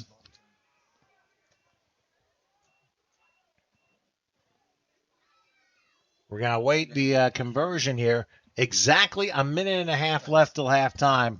I'm going to be anticipating to see exactly on the play, but it was certainly a missed block. Yeah, oh yeah, well he blitzed from the outside and nobody picked him up because the running back I believe was on the other side. So that's how that happened. But like I said, we'll see it. We'll see the karate chop. Look like someone clotheslined him. I was trying to avoid a description there. Yes, no, we're not going there, but it was definitely a chop to the throat. But that's what caused it. Oh my gosh! Did you see that motion? Here's the throw left side. Well, it ends up being dropped incomplete, so the conversion fails, and it's 12-0 in favor of the Seahawks. All right. All the points came on defense, but Howard, how did these points happen? I'll be interested to see how this is. Yeah, we'll show you. So here he is back, and again I'll pause it when he chops him. Now, you'll see 84 it's from the on edge, left yeah. side. Left, it's the nearest edge to us. He's pointing it. So 98 is his protection out there. And you'll see there's and the running back was on that side. So there he goes, right by him. And there's the chop. That's a clothesline. That's easily a clothesline. You could see Barrett, flip back, but no penalty for that, And then when he fell down, I think that's when the ball came out. Yeah, he just picked it up off his stomach and ran it back. So again, it's no penalty. We have an official right next to us. He's saying there's nothing. You can't call anything on that. Yep, didn't touch the mask, didn't hit the helmet, nothing. So, that's part of the game, Tom. Let's put it this way: Barrett's gonna be feeling that. Oh my gosh, yes. Yeah, that'll knock the wind out of you. So a tough break for the East Penn Raiders, looking to try and tie the game, and all of a sudden everything gets flipped back. The Seahawks defense has forced 3 turnovers. 2 of them returned for touchdowns, 1 on a pick six by Hodges, the other on a Young Jordan fumble recovery for a touchdown, a sack, fumble recovery, and score, all in one package deal. And that's why the Capital City Seahawks have that 12-0 lead. And it's an aggressive defense, Tom. It's a very aggressive style defense. They're coming for him. They're coming up the middle. And he just came around the end and did it. So, looks like they did get an excessive celebration penalty there because they are moving it back. Yeah, trying to keep him on the screen there. Conduct penalty, and that's why the Seahawks are going to be kicking off from 20. Yeah, well, it was not from the sack clothesline because there was no flag called on it. Nope, that was during the play, so this had to have been at post. So. Yeah. So the Seahawks will be kicking off in their own 20. The only good news for the Raiders is Barrett is up. Is he up? He's not on the trainer's table, is he? Well, do you see him? Well, he got up a short time later. He should be okay. Yeah, he's next to Shane Walsh talking about what's going to happen next. So it looks like a directional kick taking about the 30-yard line. Going to about the 40, trying to weed through a couple receivers, Gonzalez, and he'll get to about the 43. So a shorter field, that's the difference. And now whistles blowing some more, maybe a little bit of a pushing and shoving afterwards. Yeah, you got a little tempers there. You got to get to half, without anything happening. But you got to be upset because your offense is out there. They're moving the ball, and just these 2 bad turnovers cost you 12 points in the game. And 3 because one was inside the 10. Yeah. So, this is just not the way you draw it up on offense. And we've seen there is a flag on the field. So, wait, what do we got, Tom? Against the Seahawks. So the flag is close to the midfield stripe, and they're going to tack it on to the end of the play. The question is, Oh, man. It's got to be a 15. Yeah, they're going to be starting at like the Seahawk 42-yard line. 41, rather. Yep. So now you got a minute 13, But- all 3 timeouts, And 41 yards. and 41 yards to get something on the board without turning the ball over. And if they're able to do that, they get the ball to start the second half, too. Yeah. So maybe The Tom this Brady isn't too bookend. bad. We've seen it, the Tom Brady bookends, where you get that ball at the end of the half and get the ball at the beginning of the half. So All right, here is Barrett throwing to the right, and it was almost intercepted there. I think the intended Hodges. receiver fell down. Hodges is all over the ball tonight, Tom. All over the ball. I mean, he's got a pick 6 already, and he almost got another interception there. Yeah, another one he just dropped on the other side. So, it's he's a ball hawk out there, and he knows it. We haven't seen a D-back at that level since we've seen, maybe Moses Paramore, those type of players, where they are all over the ball. So I would try the other side every now and then. Well, we'll see if Barrett takes your advice. 2nd and 10 from the 41 of the Seahawks. Only if he's watching. Well, they're going to move the receivers a little closer to the right. Let's see what he does. Barrett takes it, has a little time. Same He's side. going to lob it too high, incomplete. He had him in between the safety and the corner because they put 2 guys over there. So you have one guy come up a little shallow, and then you had Burgess going a little deeper, and that pulls the cornerback off and gets your safety coverage on him, who's always dropping back. So that's where you get that opening in the zone. But he just overthrew it out of bounds. I mean, that was the right idea. It was just shall we say, the aim was just a little bit off. Yeah, and Tom, at half, looks like we got a timeout. Offense on the timeout. All right, so a timeout called by the Raiders. So let's take a quick break with 1:01 left in the half with the Seahawks ahead of the Raiders 12-0. Back in just a moment.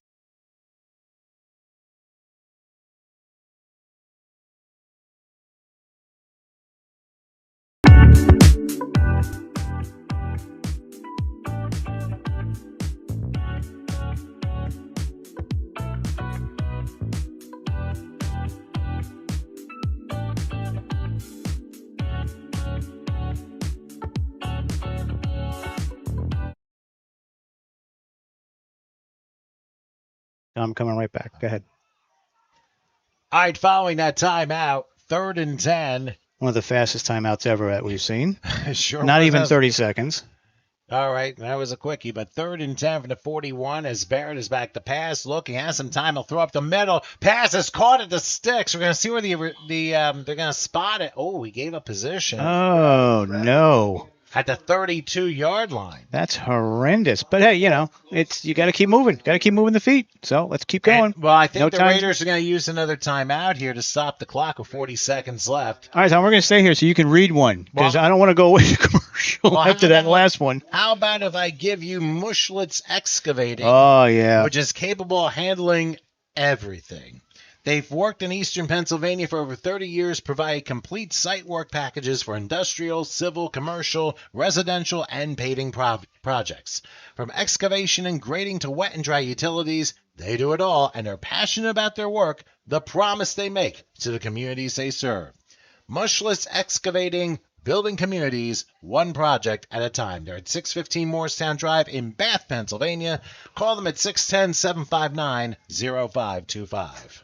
So, Tom, at half, we're going to have a couple features on Arugas, a couple features from their opening and during the expo, and then we also have a St. Luke's feature, which is about 3.5 minutes, and finally, we also have a Michelin steel feature. So plenty of different things. If you want to stick around at half, or we will put the clock up there so you can see it for the half. So up to you, but we do have a couple features. Well, that's actually good because it will also give you more of the sponsors of East Penn Raiders football. So obviously everybody is appreciated. The game clock is going to be reset to 48 seconds. So we'll do that. There we go. Long arm of the law got that one. Well, there were 2 police cars as we entered, so Huh. that's a little bit different. So 48 seconds left till halftime. 1 timeout now for the Raiders, 2 for the Seahawks. So this is a very important 4th and a yard play didn't get the benefit of the spot on the last play. We'll see what Barrett does on 4th and a yard. A delayed handoff, and it's going to work. It's a first down. Sammy. Just barely. Gonzalez gets it to the 30-yard line. And are they going to use their last timeout here or no? Clock stops with 36 seconds left till halftime. Yes. Oh, they got to wait for the ball to set and play. Up tempo. So you're gonna do a spike, which you can do from the shotgun position now. They changed the rule. Okay. If he wants to. Let's see what Barrett does on first down. He will throw. He's got a man. It's caught inside the 20 down to the 17. Once again, Manny Stewart with the catch. And with 22 seconds left, it looks like the Raiders will probably take their final time out of the half. All right, let's see if we can get one in, Tom. Let's do that. With it's 12-0 Seahawks over the Raiders. Find out what happens in the last 22 seconds after this.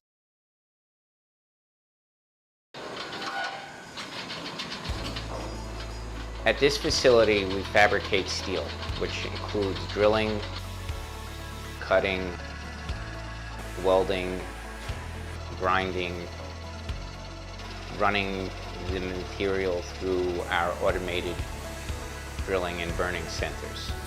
Then we put the steel together, and then we either paint it or deliver it just to the job site.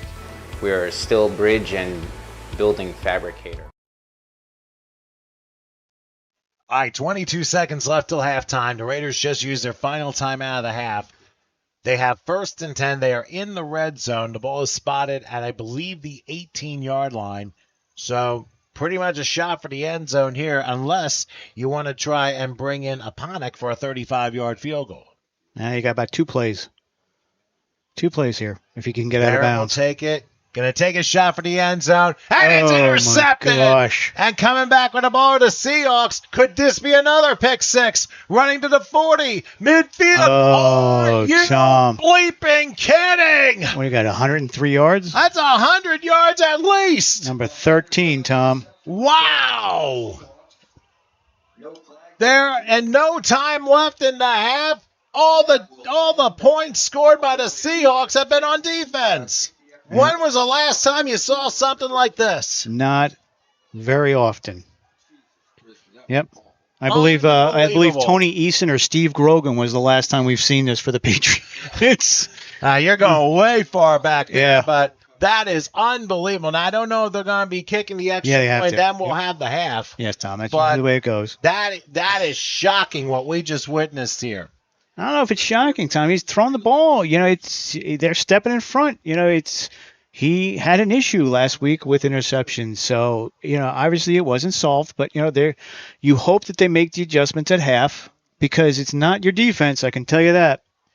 I'll tell you right now, they should buy a lottery ticket at halftime. They probably would win at this point. That is something else. I don't know if we'll get to see a replay at the end of the half. Oh, yeah, we'll see that, Tom, before we go to break. Of course we will. Yes, indeed. HSG Network.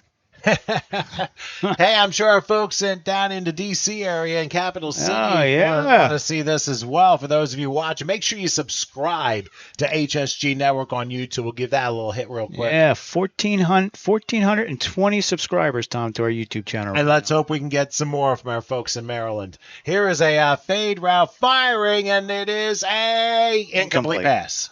So the extra point or conversion fails, and there's your halftime score. But before we go for our halftime activities, let's look at that pick six once again by number 13 as the Seahawks with an unbelievably dominating first half.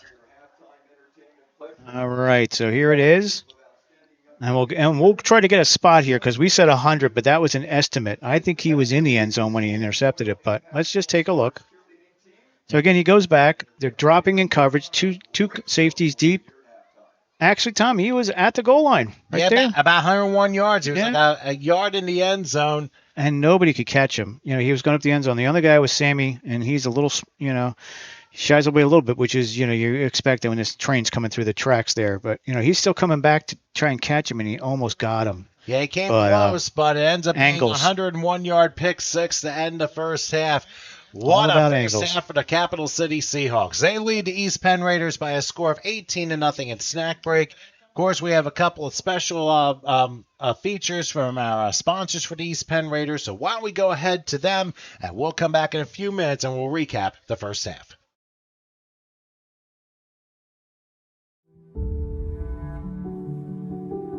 we need to constantly be creative on a daily basis. And where construction goes next, we're going to adapt. My dad would always say you had to constantly recreate yourself. It's not always just as a person, but you need to constantly recreate yourself as a business. We don't shy away from anything. We've built enough confidence throughout the years that we can handle the work. We have the equipment to do it, and we have really good people. With that combination, we can really take on anything.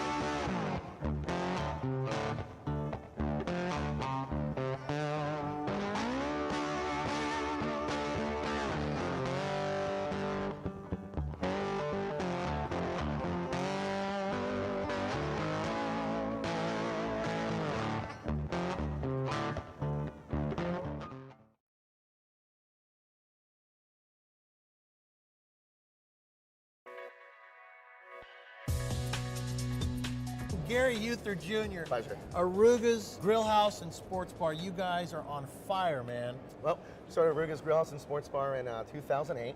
We were the winner of America's Next Top Restaurant franchise, nationwide contest put on by Cisco Foods, over 250 restaurants from around the country. The grand prize was they paid for us to get franchised, and that's kind of how we started it off. And it's a grill house and a sports bar. So you got two activities, two zones, you might say, with 100 TVs in every one of your bars, right? Correct. Yeah, we believe that you can have a family dining experience and compete really with that casual dining market. Then we also have a bar in the area. So they're two different environments. So if you want to come for happy hour, we got a great location for you. If you want to come with the family or your sports team after a Little League game, we have a family dining area as well. So you just did a home run. Talk about this deal you just made. Well, we signed a deal for 15 units throughout the whole New England territory. We're going to be doing our first build from scratch Arugas. We see that as really going to be a flagship property. And then you guys also have your own beer with Sam Adams? Yes, Sam Adams makes us Aruga's Amber Ale. We also brew our own Aruga Light, and we have a vodka as well. It's called Segura. It's Aruga's backwards. Let's talk about the investment. All right. Well, we got a franchise fee of $39.5. But what we do with that as well is we find you the location. We have a special real estate company that comes in. We'll do demographic studies, competitor analysis. They'll also help you negotiate the lease. So we want to make sure that you find the right location and you're successful from the start. We also allow retrofits, so you can go in and capitalize on an old location with a better, lower investment. Like, because if they've got a hood, you're going to save a lot of money already, Oh, right? totally. Yeah. And then, can we talk about the menu just a little bit? We look at ourselves as a casual dining restaurant first. We got fresh, not frozen, award-winning wings. We've won it 5 times at the National Buffalo Wing Festival. Look at that. We got hormone-free, antibiotic-free Wagyu Kobe burgers. And how about international? I mean, we going international with this? Yeah, we just started pursuing international opportunities, and we're real excited about some select locations. We believe, bringing America's best sports bar to international is definitely the way to go. Arugas. Congratulations, Thank Gary. you. Pleasure. The kind of great opportunities you're only going to find here at the International Franchise Expo.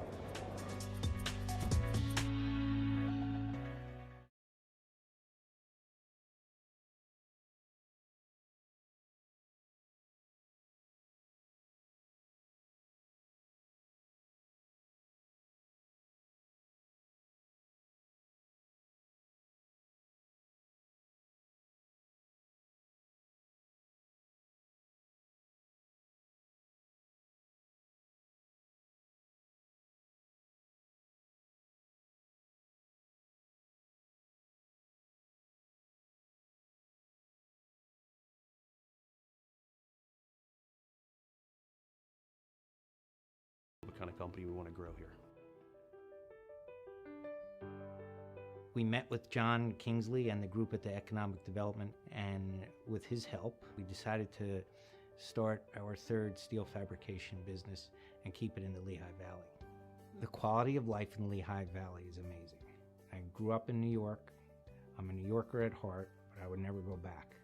The idea and my business philosophy is to earn the New York income, but have the Lehigh Valley costs.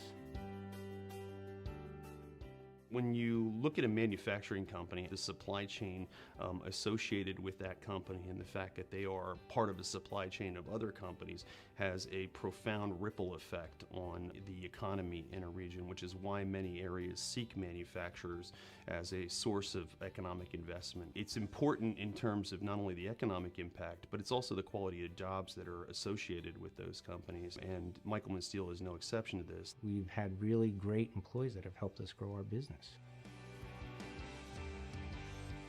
What I think is really cool about Michelman Steel is that it is a testament that post the end of the Bethlehem Steel Age, we can still make stuff here in the Lehigh Valley. And not only can we make it, we can continue doing something we've done historically, which is to help build the skyline and build the infrastructure of the United States. And that's one of the things that I think is the neatest about Michelman Steel, is they continue a history, a legacy of the Lehigh Valley. And I like being a part of that.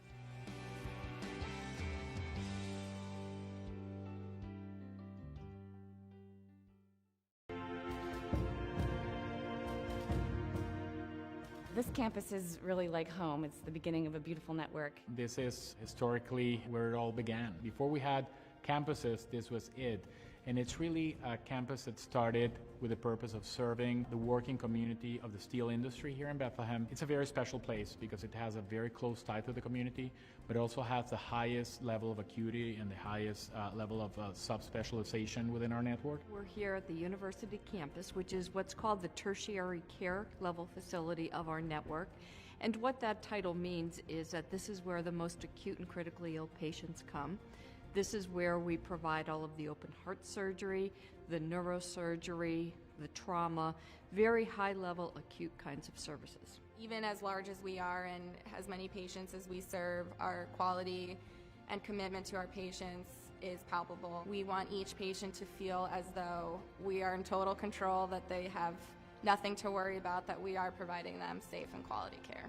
We have cutting-edge technology as it relates to imaging equipment, surgical equipment. Even though we have grown and subspecialized, we still have that personal touch. I'm just very impressed with the care that I've had here. From the moment I got here, everyone was so just very caring, very compassionate, and it just really made the difference for me.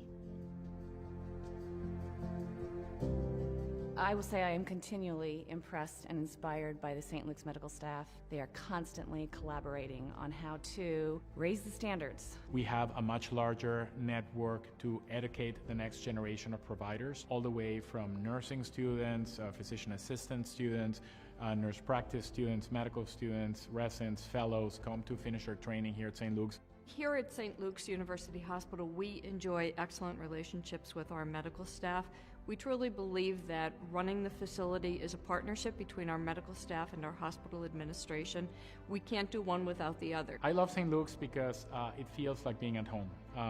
It's a place in which I feel like I'm surrounded by the most competent people in the healthcare industry. The physicians really take an interest in what the nurses have to say, and they truly have created a partnership with the nurses on the floor. As with many nursing or healthcare professionals, there's opportunities all over the country, but rarely do you find opportunities in a culture such as St. Luke's where the entire organization and at all levels of organization are focused on what is in the best interest of the patient and the community. I do believe that having St. Luke's Hospital in our area has affected the community in a very positive way. It's constantly implementing programs in the community that are needed, helping to prevent injury, helping to prevent illness, and always thinks about how we can make the community the best it can be. Through our wonderful community and preventative health department, we have our dental vans and our health vans that go to our local schools. And we also have clinics and those kinds of things that really, truly do benefit the community. Despite the changes, the advancements, and the rapid progression that St. Luke's University Health Network as a whole has had, the community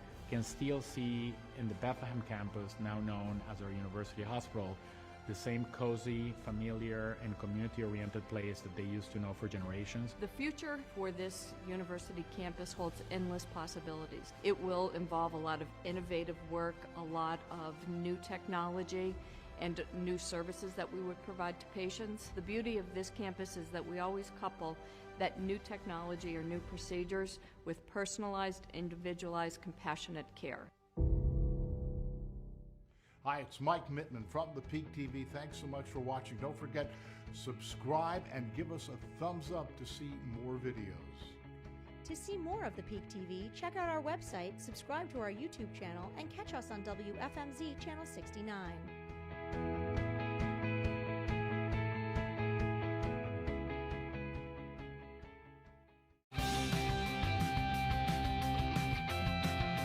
Joining us now is Gary Huther from Arugas.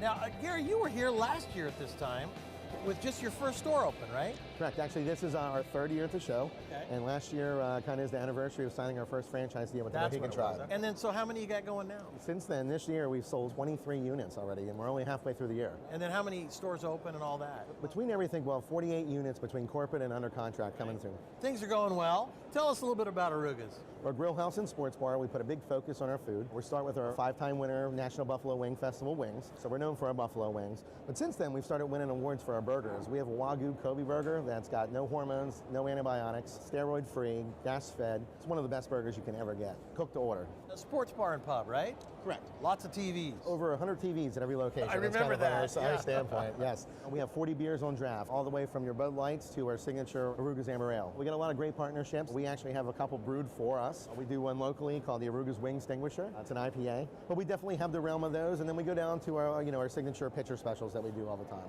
So now you started this whole thing, and locally I know that people really like your food and your establishment. Talk about your local stuff. Well, we think that's very important. We actually have 9 corporate locations in central Pennsylvania, 3 of them being in Harrisburg, where our corporate headquarters is located. Well, we recently won Simply the Best Sports Bar and Wings for 7 years in a row. Every year we've been eligible to win, which is one of the biggest awards locally, and we take a lot of pride in winning that. So in Harrisburg, I understand you have a brand new facility too. Yes, we have a new corporate office. It's actually got a training facility, a test kitchen. Then we actually have an area that we can do test dry runs with bar seating and kitchen.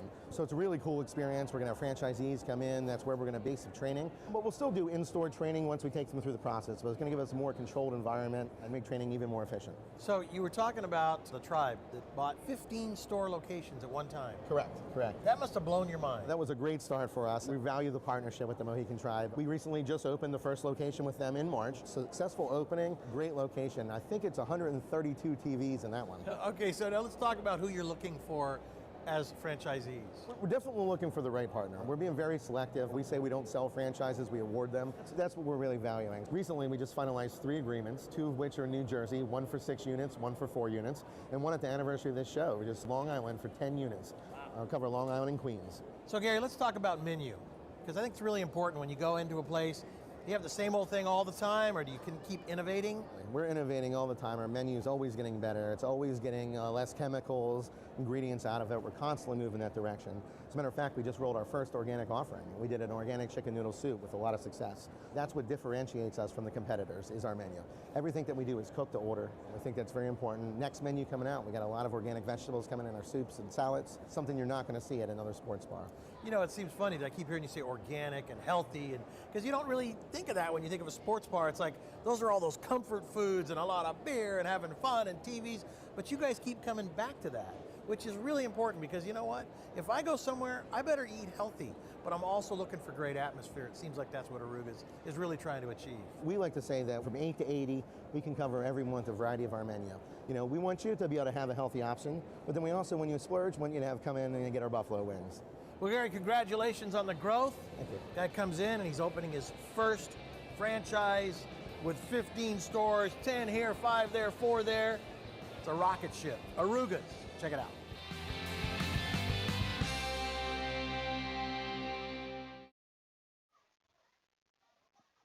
I don't know if we could time it any better. Oh, NBC it. That's it. Well, you saw They're it. calling Right. me, Tom. I'm getting texts right now. Yeah, right. That and But Joey anyway, Pagan. just about to start the third quarter as the Seahawks are now kicking it off. Oh, that's a shot. Taking it about the 5-yard line. Has some room to run and continues to run to the 30, the 40. Look at this. Midfield. Sammy. And Sammy again strikes through to the 47 of the Seahawks. Perfect. That's what you need. Set yourself up, get on positive yardage, and start on their side of the field, and let's go from there. Yeah, he's a speed burner out there. That's your running back. So, you're going to put him back there deep. It's either going to be him or 88, Burgess. So I'd rather have him have the ball because he's a running back. But he gave him a good spot there. Well, I'll put it to you this way: as far as the struggles for the Raiders are concerned, I mean, you have to remember. It's Tom's fan club going by. Sorry. Yeah, I don't know about that. I've been on 33 a lot, but I've never been to the town of Bangor before. So you are now. Go ahead, Tom. Until today. 1st and 10 from the 47-yard line. They're going to go to one. That's a good one. Inside the 40. Still going. 35, 34-yard line. That's London Whitfield, Tom. And he didn't fall down until the end. A good gain. So thrown. Well, had to sneak that one in. But anyway, 1st and 10 after a 13-yard pickup for London. Coming out. Change in pace, maybe. Coming out. This is what you need. Let's see what they do back there. And they're going up tempo already. So from the 34. Another inside handoff. Well, that didn't work. Uh-oh. Nothing doing that time. The Seahawks smelled that one. That was number 30, Tom. Stedman Washington. From the Citadel. He definitely knew where to be spotted there. I think I passed Washington's house on the way up here. I'm not sure, though, because some of those back roads, I just needed directions on the way home. So go ahead. All right, so a 2-yard loss. 2nd and 12 from the 36-yard line, looks like. So Bear will be in the shotgun. Back and look. He has some time. He's going to take a shot up the middle. It is caught. And guess what? Here we go, Tom. Manny. To the end zone. Manny Stewart for 36 yards. That is the way to start the second half. Oh, look, there's Ronaldo coming out. He even got the owner, Jerry Jones, in the corner. Look at him. Jerry Jones has come to the game. There we go. And if you were to believe this, that is the first offensive score of the game for either side. The Seahawks scored all their points on defense, 2 pick sixes and a fumble return for a touchdown. This was the first offensive score. Manny Stewart from Pocono Mountain, 36-yard touchdown strike. NFL extra point, Tom.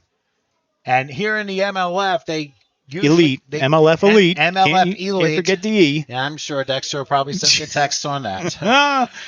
All right, so they'll go for the extra point, the snap, and the kick on its way. He rocketed it through. Look at that. So only a minute 40 gone here in this third quarter, and we have the unusual score of 18-7 in favor of the Seahawks. Boy, the Raiders did not take long at all to get themselves established in a short field, too. While we see that play, again, Manny Stewart's touchdown reception. Yep, and here we go with the Arugas replay. So, again, he's out here up top. Manny is up top, and Barrett takes the snap. He's just running a fly route up the middle, inside the middle of the zone. He gets it over the safety, over the D-backs. Could be a D-back, could be a safety. Right over his outstretched arm, which could have been a touchdown, and catches it and gets it in the end zone. And that was really a tremendous play if you think about it, considering there were some signs of life for that offense in the first half, and that didn't quite work out. But now the Raiders able to snag a little bit of momentum, but more importantly, they convert on the extra point and make it an 18-7 game. So now you're looking down the line. If it stays like that, a touchdown and a 2 and a field goal, and you got things level all of a sudden. Yeah, or Tom, go for that onside kick. No, yeah. Well, I don't know if you want to go down really. Little New Orleans? I wouldn't say that yet because of pretty much how well this Raiders defense has played so far. So we'll see what happens as Aponic will kick this off from the 40. And it's booted all the way back to about the 5, drop, and then picked back up. Rolling to about the 15 to 20. He's still running 30, and now flag down. That's for a block. That might be a block in the back, but he ends up going all the way down to about the 48, but flags down everywhere, so more than likely it's going to come back. Yeah, we'll wait for the call, but usually on a kickoff when you get something like that, you're going to get a block. So, and it's all the way back, Tom, at the 22, 23-yard line. That's the first flag I see out there. And that's the head official. And it happened on the far side of the field, and the flag came from the near side. So let's just say the official has some pretty good 2010 vision there. Yeah. So let's see what we get here, because they're going to go to the furthest one and then back. Obviously, you're going to take that one. And they're going to look like they're going to spot it at the 20. 22. Yeah. So you're going to go back to the 12? Yeah, there was a hold. Or 11. They called a hold on the 12. return. And they're going to discuss where the hold happened and then mark 10 yards from there. If it was inside the 20, it would be half the distance to the hold in that case. Let's see what we have here. So, Tom, give us an ad while we're waiting for the referee decision. Well, while we wait, of course, all the replays taken care of by Aruga's 100, the home of the best buffalo wings in Allentown and anywhere. Hey, they've won Buffalo Wing Festival 5 times already, and they have a sauce for any taste. Many of their menu items utilize organic ingredients, and all their ingredients are high quality and sourced from producers who share their vision for cleaner eating and cleaner living. Most of their proteins are raised free range and absolutely no antibiotics. Check them out, Aruga's at 327 Star Road in Allentown. Call them toll free, 888-622-9464. Inside handoff, Tom. They go to an inside handoff, and the Raiders were waiting for them. Not much at all.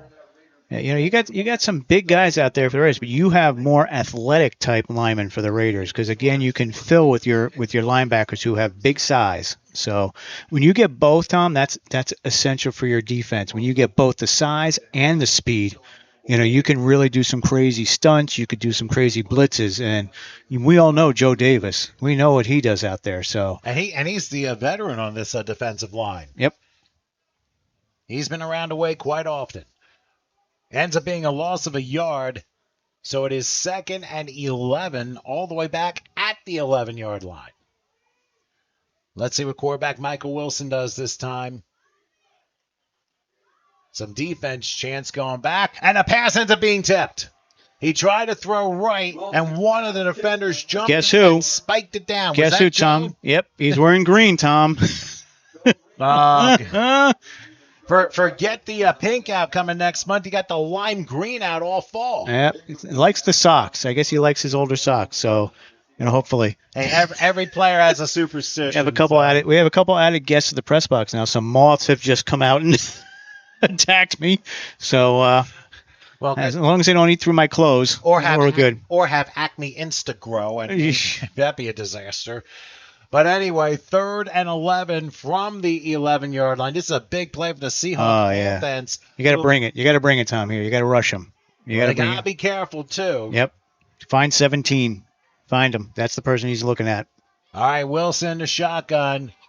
Right now, the Raider defense trying to get their fans back in the game here, and now all flags are down. Took too much. Too much time. Let's see. Oh, no, false start, Tom. Well, same thing. Pretty much the same thing. False it's 5 start. Good. Yep. So they're going to go all the way back to the 6. Now, do you break or what? You know what? You're up. You're only down 11 right now. I don't know if I would. I'd probably drop in coverage and rush 3. Well, but, Well, the fans are certainly getting excited, as you can hear. I changed my thing because, it's a longer distance, so you don't want to give up the big play. All right, 3rd and 16, all the way back in the 6. They send the man in motion. Wilson, an empty gun, takes the snap. They're coming. Firing right, 2 away, incomplete. And that's what the Raider defense wanted, because the Seahawks now will have to punt from the end zone. Tom, look who he was targeting, Tom. Exactly what I said, 17. That's who he was targeting. And I think he stopped on his route. He might have stopped, but he looked like he turned inside on a button, and he wanted him going on the out. So when you do that and you throw the ball out, he's not going to be there. He's going to be inside looking for it. But this is a huge punt and a huge snap. And this is going to be you got to be very careful. I know you want to try and send people, but even if you block it out of the end zone, it still ends up being a 2-score game. So I wouldn't rush based upon that. I know the punters already have a 47-yard punt. Yeah, he hasn't gotten close to getting blocked here, so you might want to set up the return time. You may be correct. Seahawks don't have the right personnel. They're going to call timeout. Oh, no. So that's a burn. That's an easy burn right there. So a timeout called by the Capital City Seahawks with 11:53 left in the third. They lead the Raiders 18-7, but the Raiders will get the ball when we come back.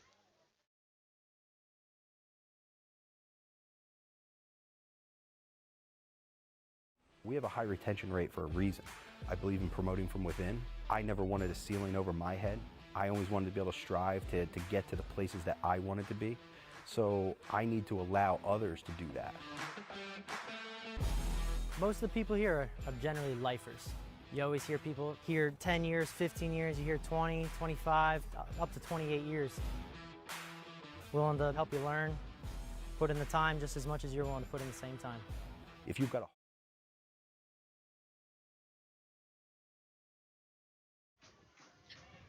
All right, punting now for the Seahawks, standing nearly back in the end zone. And he gets the punt away. Here's Tajmir Flood at the 45. He's going to get a return out of it to about the 36. Oh, and then a swarmed over. flag down. Was he taken down by a face mask? Let's wait. Let's wait. I didn't see anyone else around Flood as far as a block was concerned. Let's see. It Let's could wait very for well it. be a face mask, but we'll see what the officials say. That's our early indication from our PA announcer who's got eagle eyes. Well, I saw the flag come very close to Flood. Oh, and look at there this. was nobody Look at that. near him. Yeah. Oh, yeah. Well, you have 9 guys around you. You're going to get that.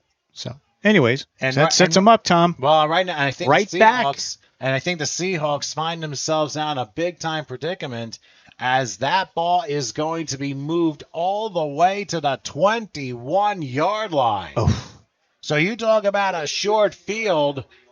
All of a sudden, here We're are the close. Raiders. No, they're going to say the 23, rather. Yep, that's okay. That's still a very short field. Yep, and they're ready. They're all set.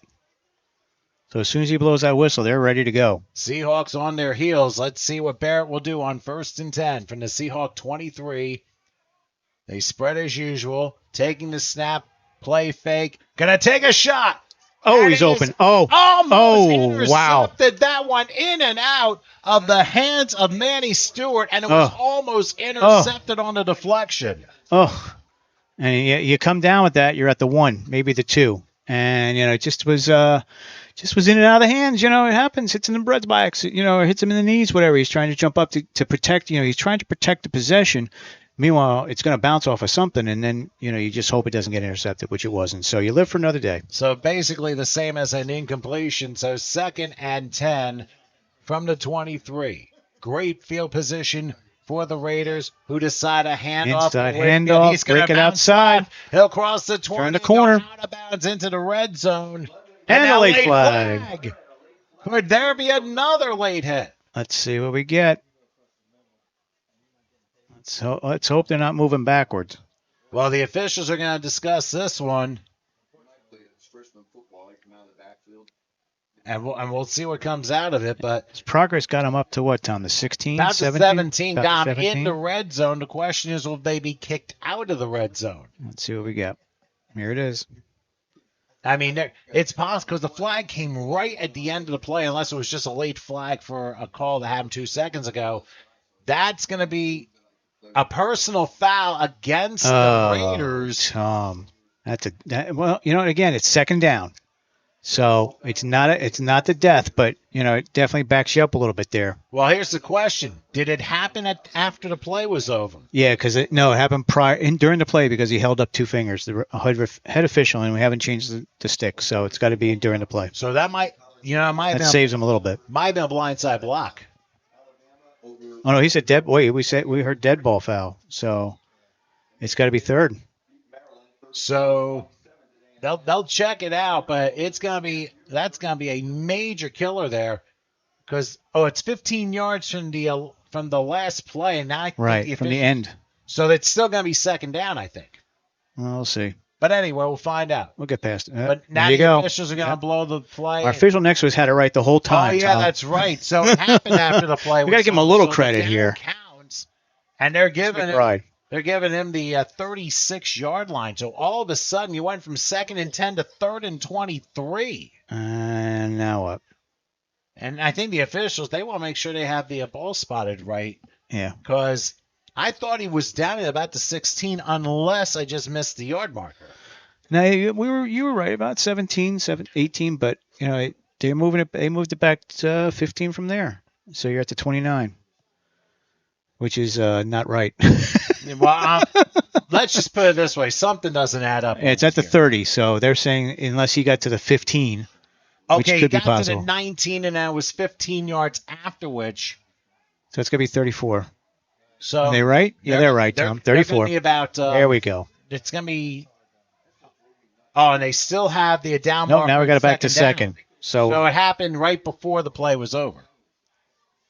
So we're just going to move on. 21. Here is Garrett, who's going to take a shot down the field, and it was almost intercepted. It was kind of like thrown in. They were looking for Burgess, yeah. and he was on the outside, and the ball got nowhere near him. Great coverage, pushing him on the outside. You have that sideline as your other defender always from when you're a D-back, so you push him to the outside. So even if he steps out, he still can't touch it because he can't touch it for if he's the first person. So that's why he used that sideline there. But he had great position on him. The only person that had a chance to catch it was the D-back. Well, it forces a 3rd and 21. I would have to think they try and get some of the yardage back and maybe go 4-down territory depending on how strong the leg of your kicker Oponic is. We're pretty sure that he hit the extra point. He did. So that's 33 yards right there. All right, taking the snap is Garrett looking. Going to throw up the middle. Oh, and that was nearly intercepted. Wow. These are just 50-50 balls, and he's lucky that they're not on the other end of the 50 because he's doing it. Kendall Wells was the nearest one there and nearly came down with the interception. Keep in mind, the Raiders turned the ball over 4 times in the first half.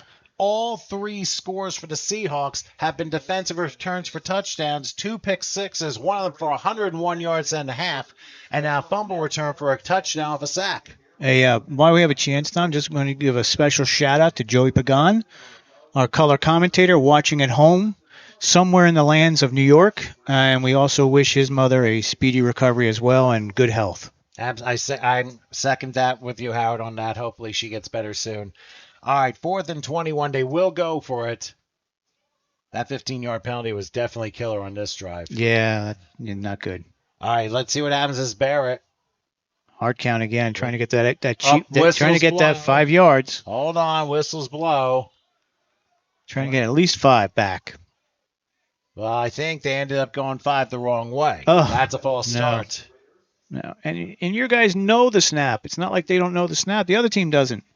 Now you got to punt. Unless that wasn't Tom, that could have been intentional also. Give him a little more room for the punt. So that's very possible. So a golden opportunity for the Raiders, snubbed thanks to a major penalty. It might have been a blindside block. Whatever it was, that really set them back and they never recovered. But it'll be punting time, and we'll see if they're able to pin the Seahawks back, like possibly inside the 10-yard line. Returner back at about the you get a turnover. You never know. Well, that's true, but you got to make sure everything executes well here on special teams. Yeah, you don't want to have a bad snap. Well, this is going to be a critical point in this game. It's a low snap, and it's a low bouncer that'll be taken and downed. Well, it may not have gone exactly as planned, but you inside the 20-yard line. Inside the 20, so you set up your defense there. But yeah, that was a very low snap. They had a big rush coming on. They had no safety back there. We've seen a lot of the formations where they usually have 1 or 2 guys, and especially when we watch the high school games, we usually have 2 to 3 back there. Those safeties just to protect the kicker, just in case that happens. And they had no one. So obviously someone missed an assignment or someone missed a spot. But lucky for them, they got the ball away. Bring out the defense. And now the Seahawks will have the ball, I think they're going to say the 18-yard line. And even though Michael Wilson has not had his best game, he has shown some good positive plays on the quarterback end. But as far as the running game, not much at all, because the Raider defense has really been up to the task. Yeah, they've pitched the shutout, but they're down on the scoreboard. Well, what they need to do is force a turnover. Yeah. They haven't done that yet, and yet they've turned it over 4 times themselves. First and 10 from the 18. Wilson's going to call his own Oh, number. first and time? crosses the 20. Oh, I got down to to dig about that the ball out. 23. That's a play that you just talked about it. Get the turnover. You've got 4 guys around him. Someone just needs to hold him up, and the other guy needs to punch the ball out because you don't want to give up positive yardage on that. You want to get the ball out and get that turnover like you talked about. So a gain of 5 for Wilson as he decided to do his own sweep right. And it's 2nd and 5 from the 23-yard line. No jet sweep. Haven't seen a jet sweep yet, Tom, today. Our favorite play of semi-pro football. Well, maybe they may have shelved change. it. May have shelved it there. Well, that might be telegraphed from either sideline, but we'll see what happens. 2nd and 5 from the 23, Wilson. We'll go with another handoff. Gets an opening, and that might be enough for a first down to about the 28. Aaron Gaskins on the carry. Gaskins from Old Dominion with the carry, and it's good enough for a first down. He picked up 5, so the chains are moved. You just don't want to have them grind out, one of these 80-yard, drives here because you're just going to burn clock. So you want to start, making some moves. You want to start taking some chances, and that means D-backs up or, man coverage. Just like the Bengals on that 18-play drive in the final quarter against Dallas. They just wore that defense out. First and 10 for the 29. Here comes another one. Oh, there you not go. that time. That's what you Nothing want. doing. Sheared. Matt sheared. That's sheer will to make sure there was a loss on the play. Ends up a 2-yard loss. Got to have it. Now you got to dial up a little bit. You got Joe Davis out there just to create some type of havoc in the backfield. Anything to get the ball out. Well, forces a 2nd and 12. And I'll tell you right now, even though the Seahawks, the running game has had a little bit of life here in the second half, unfortunately for them, like the interior of the defense for the Raiders, they've done a really nice job. And again, it might be the cohesion of the offensive line that the Seahawks have to work on. So now in 2nd and 12, they send Gaskins to the right of Wilson. And he'll call his own number, crawling the 30-yard line. He's a big dude, Yeah, Tom. he definitely is. He gets to 33, picks up 5 on the play, and forces a 3rd and 6. He is a big dude back there at quarterback. So you got a lot to tackle when he's coming at you. And Joe Davis did. Joe Davis stands up to him. He's seen bigger than that. But you got to make that stop. Now you got a manageable 3rd for the defense. So, again, defense coordinator, it's going to dial something up here. You got to do something unique because you're just staying so vanilla out there. So let's see what we get. Well, this is where I probably dial up a blitz here. And you got to time it right. 3rd and 6. Ball spotted right at the 34, and they have to get to the 40 for the line of gain here. Let's see what 4-man rush, Tom. Let's see what they do. Back to pass. They're coming right side. Pass is incomplete. And the right side rush was probably the reason that Wilson had to hurry the ball out. Yep. And he one-bounced. He one-hopped it. One-hopped it over to Brooks, which is his favorite receiver. We obviously can see that from this game because he's gotten pretty much all the passes. But, you're right. Dial it up. Right side. Bring it in. Give him some type of rush. Give him something different to see, a 4-man rush. And drop your cover one with your single safety back. So, worked. And it did. So the Seahawks will have to punt yet again. I'll tell you, the kicker's going to he's going to be probably in a warm tub. Sorry. In a warm tub after this because he's been kicking a lot. Here's a one-hopper, but he's able to get it off. I don't know if it'll be returnable. It goes out of bounds, actually. Oh, you know what we say, Tom, on the HSG Network? Shank you very much. Well, but he got shanked to the 48-yard line, so not a really far punt. In fact, 18 yards, that's about it. But better than a loss, though, especially when you get a one-hopper coming back to you and you got to rush on top of you. So just to get positive yardage out of it is a great thing. But, you gotta see the field. It's been tilted. Been tilted the Raiders' way the whole second half so far. And they just got to take advantage. By the way, real quick, East Penn Raider football presented by Black's Barbecue and the Rib Room, which has the best ribs if you go out to the Bronx. They got them, and they'll change the way you eat and think about chicken and ribs. Give them a try for all their mouth-watering flavors. They're located in the Bronx, New York at 1930 Ad Avenue. That's ADDE. It's Black's Barbecue and the Rib Room. If you want more details, contact Sean Kelman through Facebook. All right, 1st and 10 from the 48-yard line. A low snap. Held the water, though. Hit as he throws the football, and it was nearly intercepted. But I have a feeling that Barrett was really rushed that time. He fell off his back foot, and that's why the pass went so awry. He's got to get time. That's got to be something that you work on the sideline while the defense is on the field. That's huge because you've got to get your guys together, your offensive linemen together, and straighten that out, or he's going to get hurt. I mean, he looks like Joe Burrow's back there. You know, Cincinnati, right? What do you have? The record for most sacks in the first 2 games in the NFL? I'll put it to you this way. He may have to raise his life insurance with that offensive line. So and that's not Micah Perkins out there, Tom, rushing him. I can tell you that. I think, well, they don't have any bodyguard, and Lyle Collins was wrong. 2nd and 10 from the 48-yard line. We'll see what Barrett can do. Same formation as before. Back the pass. They're coming again. It's going to be a screen. There you go. Little screen. Little bubble screen. Field strike down to the 48. So about a 4-yard pickup as Gonzalez is able to take it for a manageable 3rd and 6 coming up. You got to use your outlets. You got to get the ball out. You know, we still haven't seen him move off the spot.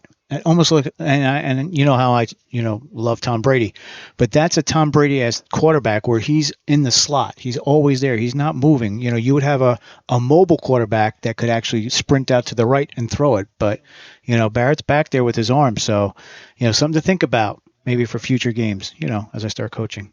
Hey, you were an official too, so you have an idea. So 3rd and about 6 in the 48-yard line. Barrett, with a handoff, but it took too long to develop, and the Seahawks are waiting for him. Yeah, and he ends up losing 4 on the play. And I'll tell you, penetration. You know, they're getting in there. They're getting in the backfield, Tom. Omar Young-Jordan with that big stop. Remember, he had that sack scoop and a fumble return for a score late in the first half. He comes up big that time, and it'll be punting time for the Raiders again. So it's now become a defensive chess mess, as it's been for pretty much most of this game here. It's been yeah. You know, you're right on the money there, Tom. You know, it's been a defensive battle here, and it's just the turnovers that are costing the Raiders all these points. So, considering the Seahawks haven't turned the ball over and the Raiders turned the ball over 4 times, that's the difference in this game. They're still coming on. And again, there's no safety back there. Nobody. So if someone gets through, there's no one to stop them. Again. Well, he got back. They could have snapped it, but they waited a little too late. Nope, nobody. But they do get the punt. I'll be taking about the 20. Oh, big hit. But still standing up for a moment. And then he lateral. Then come back the other way. He's still on the back where they started. Oh, my gosh. What a lateral. Lateral in a pack.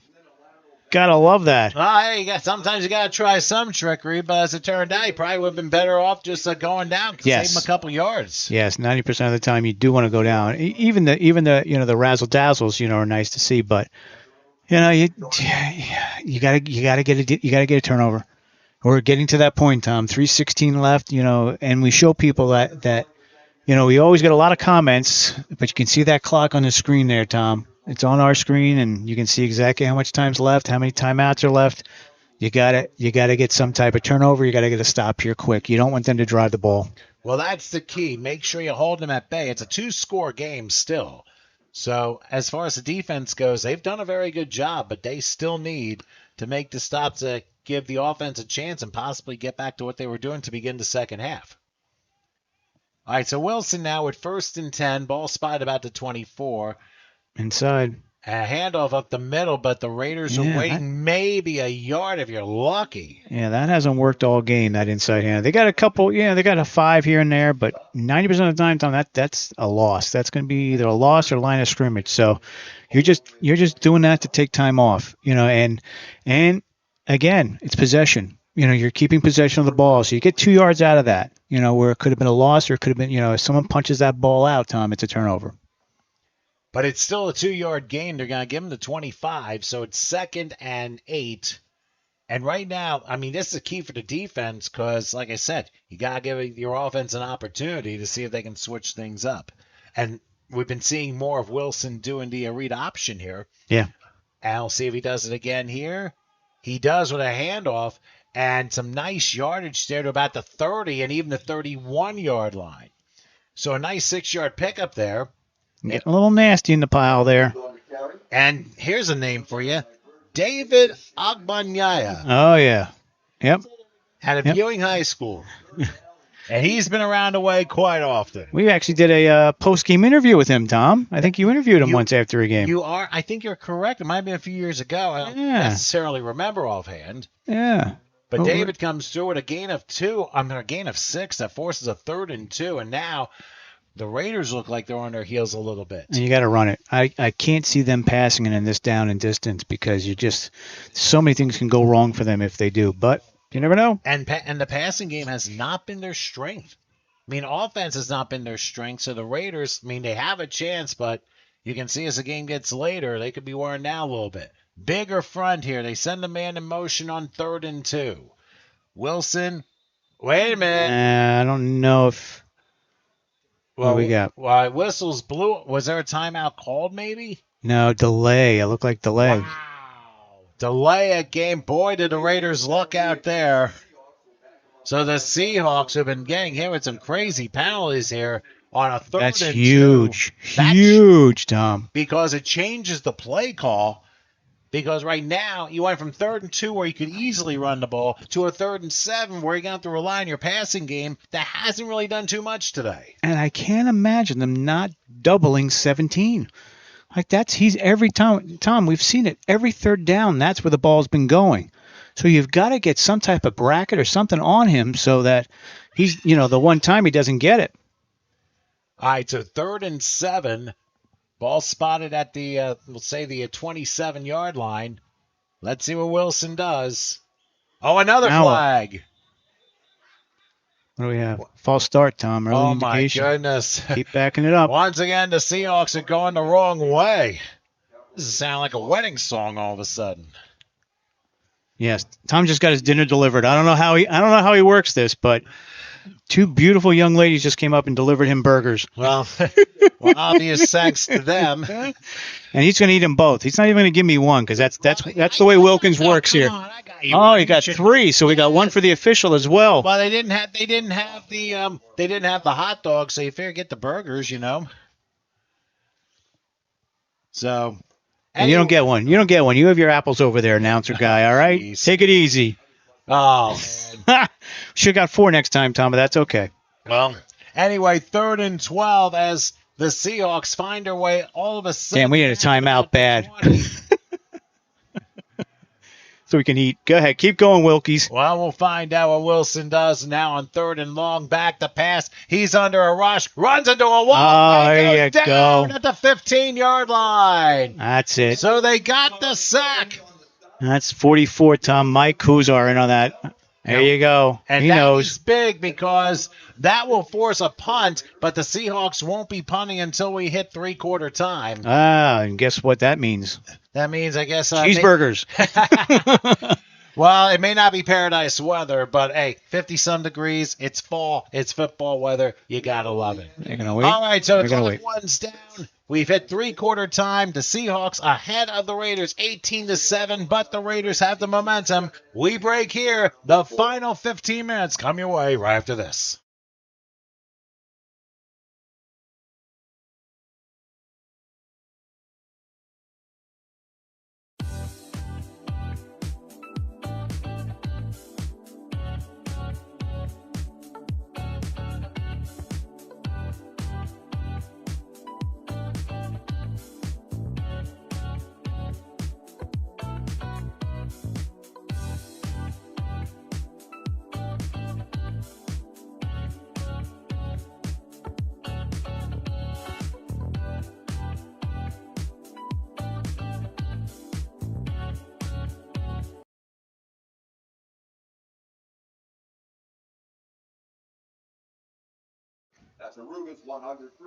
Getting ready for the final quarter here at Bangor Memorial Park Stadium here in Bangor, Pennsylvania, in between Bethlehem and Strasburg, Pennsylvania. Glad you can join us here at HSG Network for some MLF action in East Penn Raiders football. I'm Tom Wilkins with Howard Gaber taking care of things tonight. And it's been a pretty good one. Very interesting game to say the least. So they will punt now. He gets it off. And Kashmir Flood on a hop takes it to 37, gets out of one tackle. He may have a chance to get around. He will. He's got some space. Crossing midfield. Another block to the 40, to the 30, to the 20. He's still going. He slips out of another tackle. He continues, and finally his own man go. got him down at the 20-yard line. He must have fallen right into Kashmir Flood. Yep. And there are no flags on the play, so Joe Davis with a huge block out there to free him up there, down halfway down the sideline there. That's what we saw, the green socks. Tremendous block by Davis there. And the East Penn Raiders, they got deja vu as they're going to be storing around the edge of the red zone. In fact, I think they're going to give him the 19-yard line. So for the Raiders, they will have first down, and now they're going to go up tempo. They did this, which got them their points to start the second half. We'll see what Barrett does here on 1st and 10. This is huge. They cannot make any key mistakes here. Handoff up the middle to the 10, to the 5, and he has clothesline down. No, Tom. Tom, that's your favorite call, Tom. What's your favorite call you call all the time?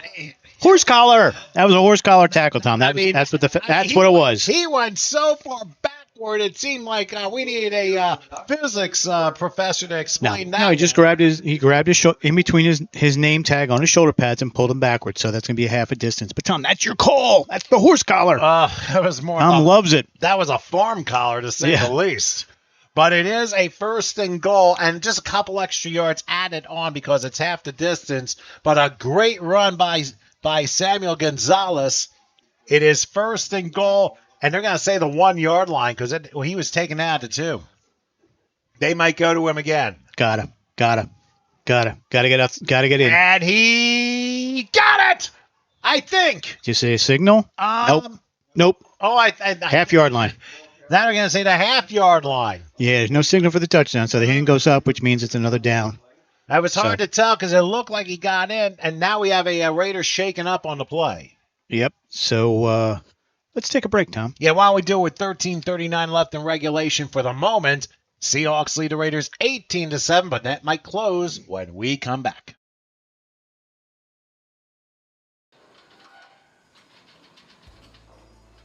At this facility, we fabricate steel, which includes drilling, cutting, welding, grinding, running the material through our automated drilling and burning centers. Then we put the steel together, and then we either paint it or deliver it just to the job site. We're a steel bridge and building fabricator.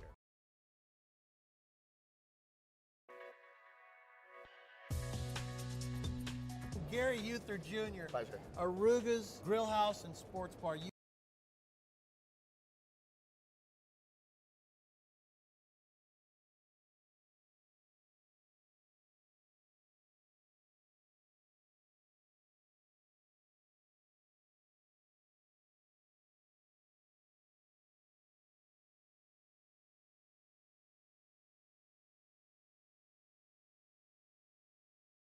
Well, all right, we're back, Tom.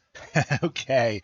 All right, the injured player looks to be number 62. Kevin Waugh.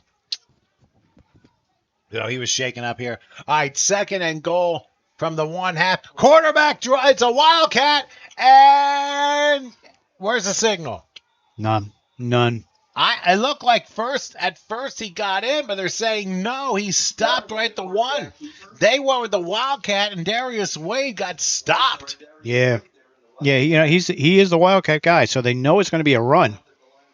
So you pile all your guys in the middle there. Now's my favorite play, Tom, the naked bootleg. I was kind of thinking that as well. Wilkins, same lines here, naked bootleg, take it out. But anyway. we even got our announcer, Bob, saying naked bootleg. All right, so we got 30. Unanimous. 4 for you naked bootleg, Tom. Well, let's 4-0. Especially when you got the Wildcat in. He's not passing. Well, Wade will try it again. 3rd and goal from the 1. Oh, and it got him to jump. The question is, who jumped? I mean, it's not going to be much of a penalty. You just repeat the down. And it is going to be a neutral zone infraction on the Seahawks, so we'll say that is a 2-foot penalty. Yeah, it's going to take about a yard. Now you go over the top, get your best athlete back there, and go right over the top. Would you go with Gonzalez? Oh, our referee is showing us. Oh, we got double naked bootlegs coming in the back in the press box here. At this point, we might bring the Salvation Tom, Army. keep your clothes on, Tom. You're the only one that's not naked right now. At this point, we might need a couple blankets. Anyways, I don't know.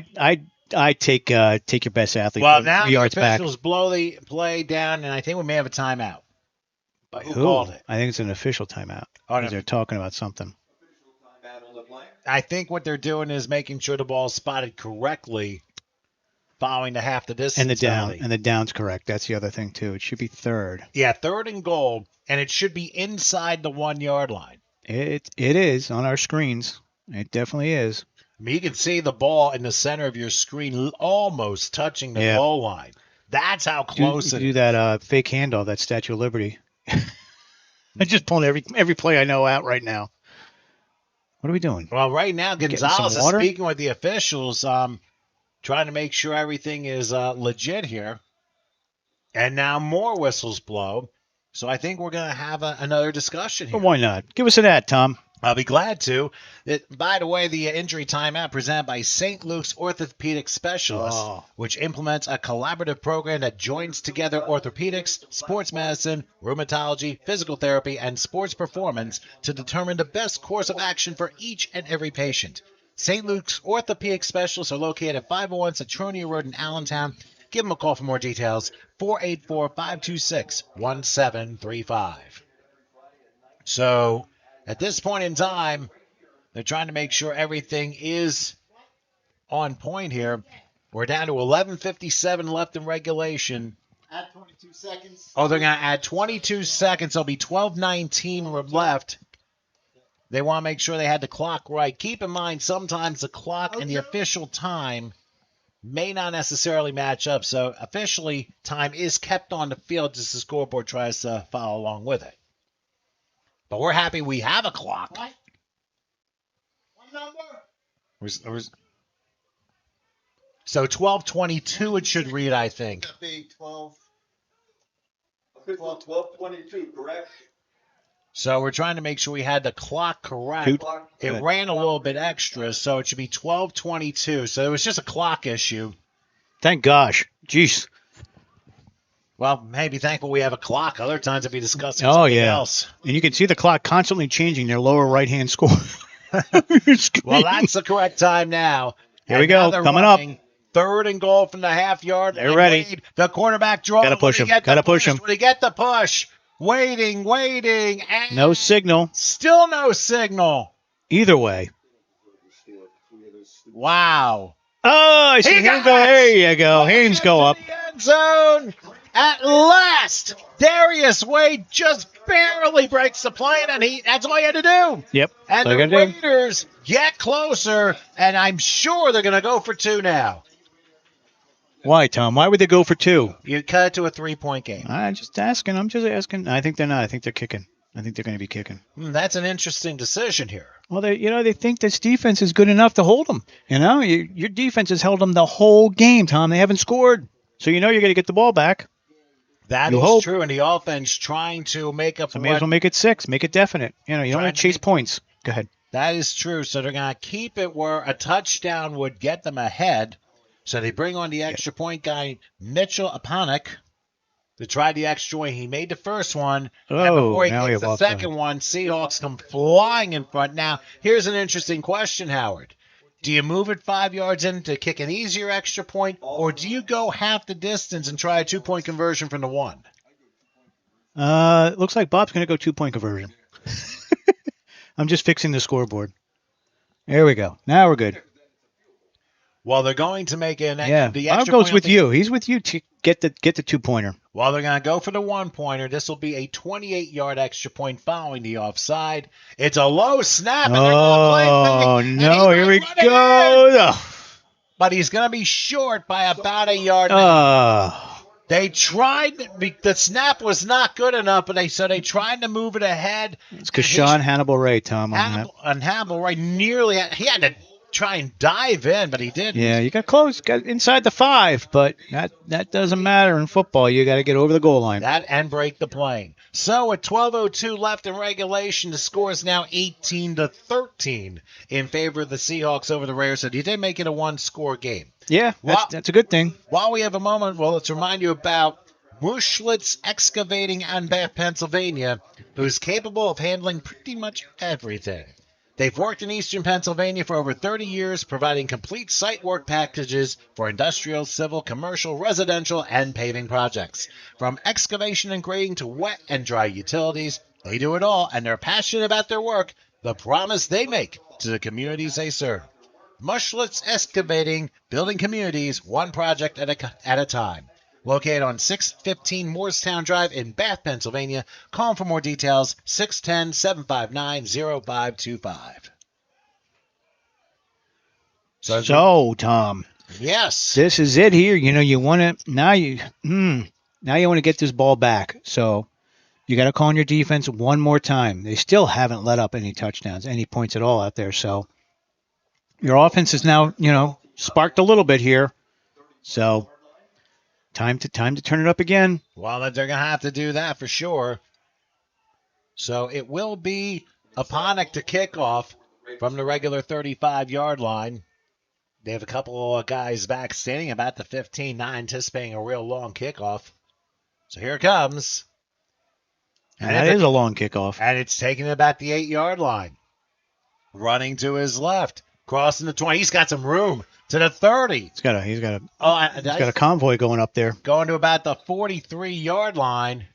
Josine Perez on that tackle.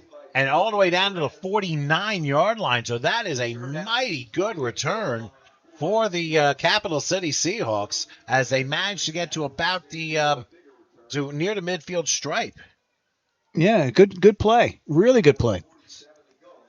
So right now, and for a moment I thought I saw a flag go down, but that was not the case this time. So the Seahawks, they come through, and they will have 1st and 10 from the 49-yard line. So this is big, especially when it comes to field position here.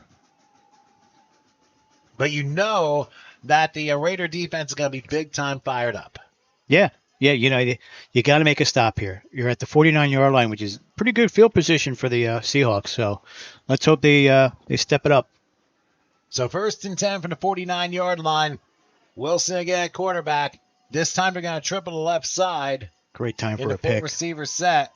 Back to Pat. They option it. Oh, no. Caught, but it's not going to be much. Boy, it went off the the running back's breadbasket, and he was able to bring it down. That is Douglas Kilpatrick, but he ends up losing a yard, so it's 2nd and 11. That was almost disaster for the Seahawks. That would have been disaster, Tom. That would have just been awful if he dropped that ball back there and Raider picked it up and scored on it. And keep in mind that the Seahawks have not turned the ball over. The difference in this game, even though it's 18-13, has been the 4 turnovers in the first half by the Raiders. Enough about those turnovers, Tom, all right? You mentioned them. Now we got it, all right? You drilled it into our heads, all right? So let's move on. Let's go. Well, let's see what progresses from this. Getting a little bit dramatic here in Bangor, Pennsylvania. A lot of fans. Yes, a lot of fans indeed. coming to their feet. 2nd and 11 from the 48-yard line. Here's Wilson awaiting the shotgun snap.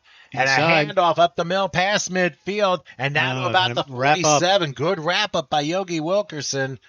But it's still about a 5-yard gain. It forces the Seahawks into a 3rd and 6. Now, if you're the Seahawks head coach, what do you call? Safe. You're going to be safe. You're going to run the ball again. And you hope you get at least enough to make it worth your while if you're going to get the 4th down. But if you don't, you're still burning clock. So you got a lot of time left, though. 10.5 is a lot of time. So you really don't want to start working clock now. So you want to run your offense, but you got to get a 1st down. Well, this is a stop of the game right now for the Raiders. The ball is at the Raider 46. 3rd and 5. They need to get to the 41. The line of gain there as Wilson is shotgun. Fans getting loud here in Bangor. Oh, somebody may have jumped. Yeah, free play. Back to Wilson. He's looking. He's going to run. You got to stop him, though. He's going to get out of bounds, and he nearly hurdles over a couple of Raider players, but it doesn't matter because it looked like the Raiders jumped, and that could be a first down. Yep. Early indications offside. I think it came from the far side of the line where the person jumped. Yeah. But will it be enough for a first down? That's the bigger question. Well, I don't think the penalty give him a first down, but will the spot give him a first down? I think the spot will. Oh, they're going to spot it at the 41, which is right the line of game. And that's where Wilson went out of bounds. So his second effort allows the sticks to move, and the offside penalty is obviously declined.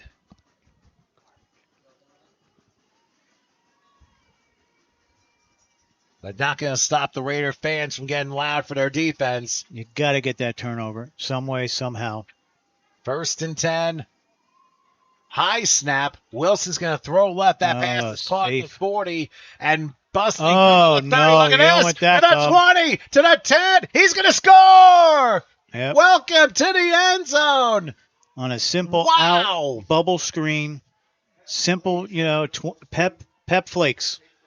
And he has some pep in his step. A 41-yard touchdown reception, and the momentum is gone from the Raiders sideline. But, we just mentioned it. Plenty of time left, Tom. Plenty of time to come back from that. There's still 9:16. Remember, the Raiders have all 3 of their timeouts. So this is far from over knowing how this game is going. Yeah.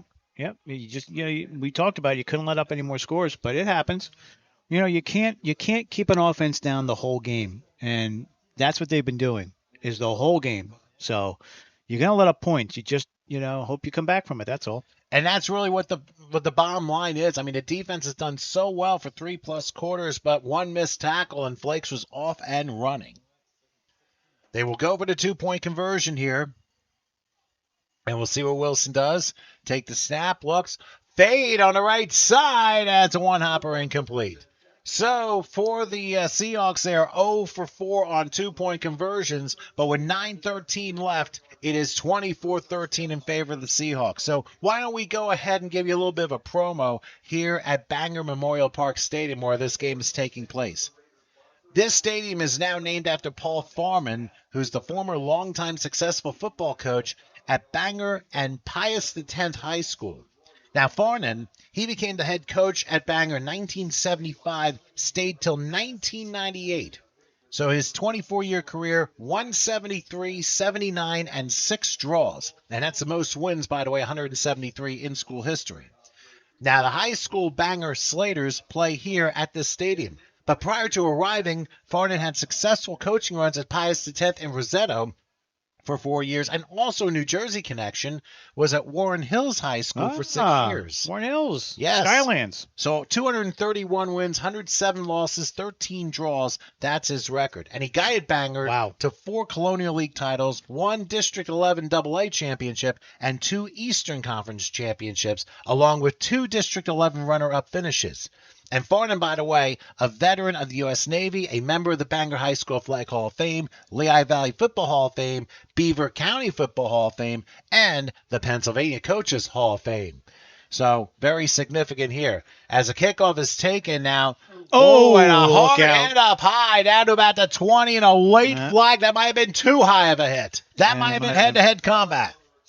Contact, Tom.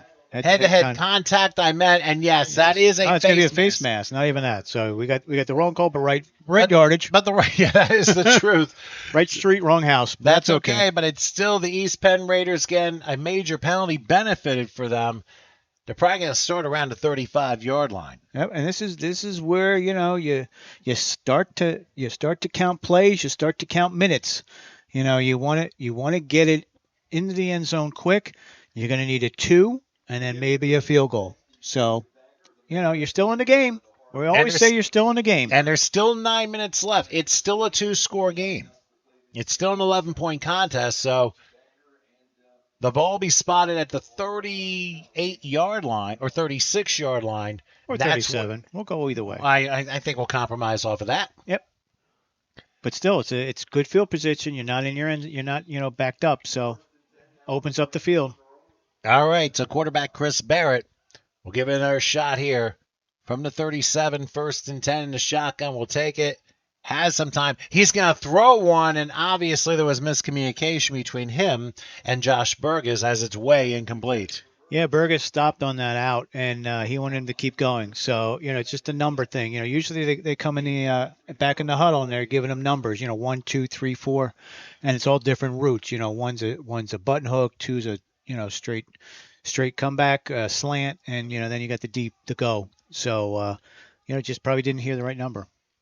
2nd and 10 from the 37-yard line. Let's see what Barrett does this time around. Wonder if he gets some positive yardage, they go up tempo again, because that's been throwing the Seahawks off guard, especially in the second half. Takes a good snap, has time, he'll throw right. Pass is caught, I believe, at the 49-yard line. That's Marquise Pyers on that catch. And a big 12-yard pickup moves the change, and here come the Raiders again. 1st and 10 for their own 49. And I definitely like the play call. They had a couple receivers in the area, and Pyers was able to leap and make that grab. They decided not to go up tempo this time around, but it's Tom. It's got to be a 6-hour drive out of Washington to come up here, so there may be some fatigue. Well, we'll see. And now officials blow the whistle, and a timeout's going to be called by the Raiders. So why don't we grab a break with 8:04 left in regulation? Seahawks 24, Raiders 13. We'll come back in a moment.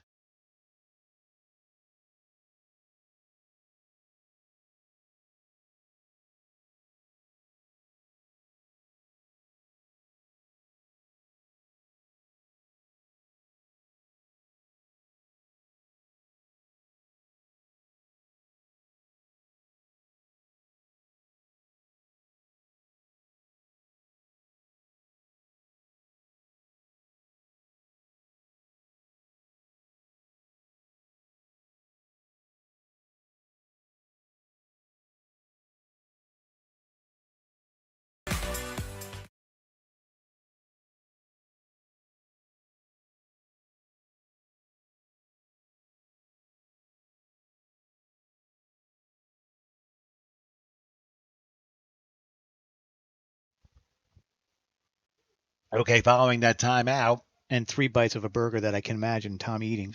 1st and 10 for the 49-yard line. Here's Barrett taking the snap. He's going to lob one. There's Burgess. Let's see if he gets a block. He does. 45. He spills down 43. He's about 2 yards shy of a first down, but it's a gain of 8. Tom, he's your playmaker. Got to get him the ball. Any way you can, get him the ball. Whatever they're doing on him, it looks like they're putting Hodges on him to take him away. But you've got to figure out a way to get him the ball. All the great receivers can get open. Well, they're going up tempo this time. 2nd, and we're going to say about 3. You're going to spot the 44-yard line. A low snap. Barrett's going to throw left. Oh, and it went off of the shoulder pads of the intended receiver, incomplete. Manny Stewart. Then he got spun around and spiked into the ground by the defender. So he was not happy with that turn of events. But we have an injured Raider player down at the midfield stripe, one of the linemen. And they're up, but they got to come out. That's the problem, is now they got to come out. It's Jay Cito, I believe, who was hobbling, so he's going to have to step out for at least a play. And they're bringing in Xavier McNair to take his place, so bringing in a D guy, but he's a fierce guy up there, so I would love to have him on offense all the time. I'll be interested to see if they try a run here on 3rd and 3. I don't know, with the makeshift line.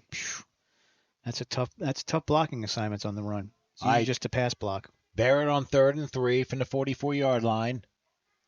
Sending Gonzalez to the right. Long count.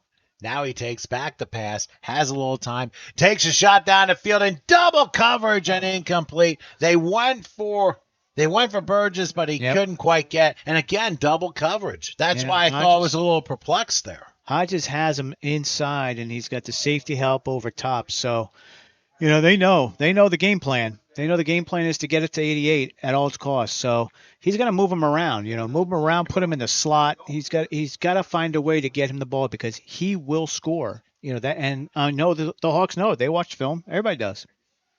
All right, so a very critical 4th and 3 from the 44-yard line. They need to make this. Obviously, 4-down territory. You can see on your screen the safety help on his side right away. So they know where he wants to go.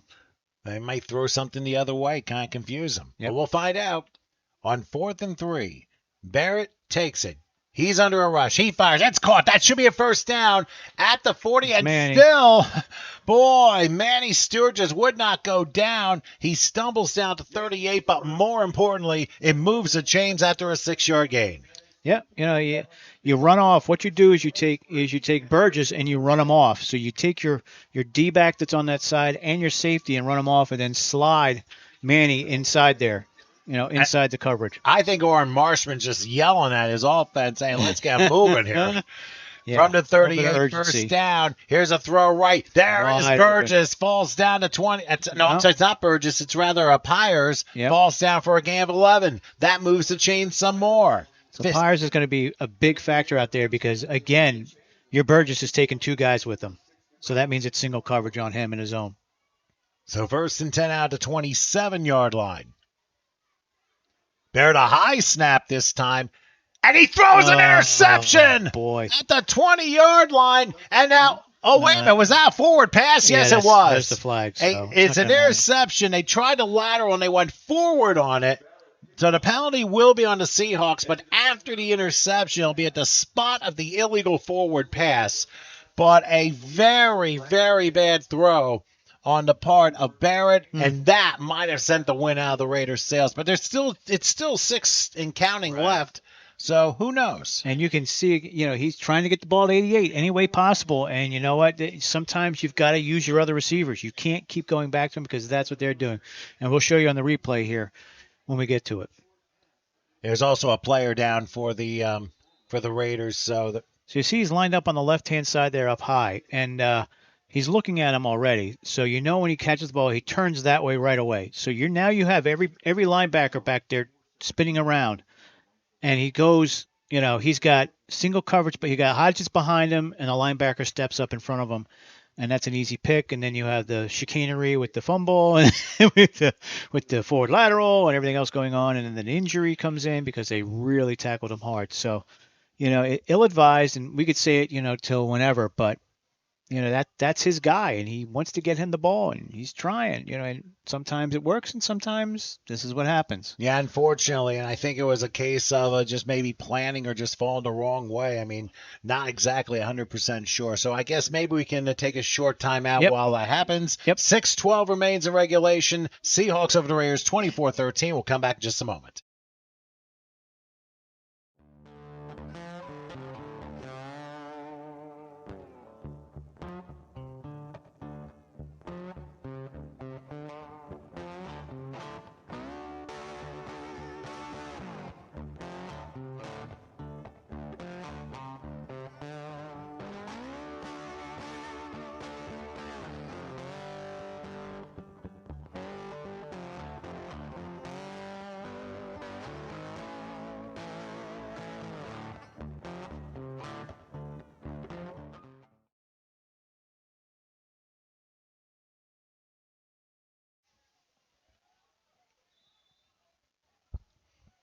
The injured Raiders player was Tom Weber IV out of Notre Dame Green Pond High School. He was shaken up on the play. I don't know if it was a cramp or anything like that, but following that looked like a bad leg cramp the way he stood up like that to stretch it out. It's possible. And I mean, considering these players, some of them may have not played very much in the last few months. I mean, this is bound to happen, especially in the final quarter.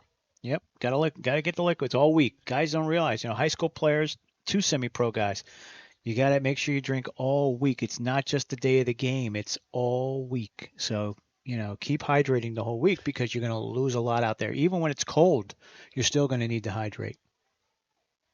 Well, following a false start, the Seahawks have 1st and 15. They're going to spot the ball at about the 10-yard line, looks like. Well, you get the turnover here.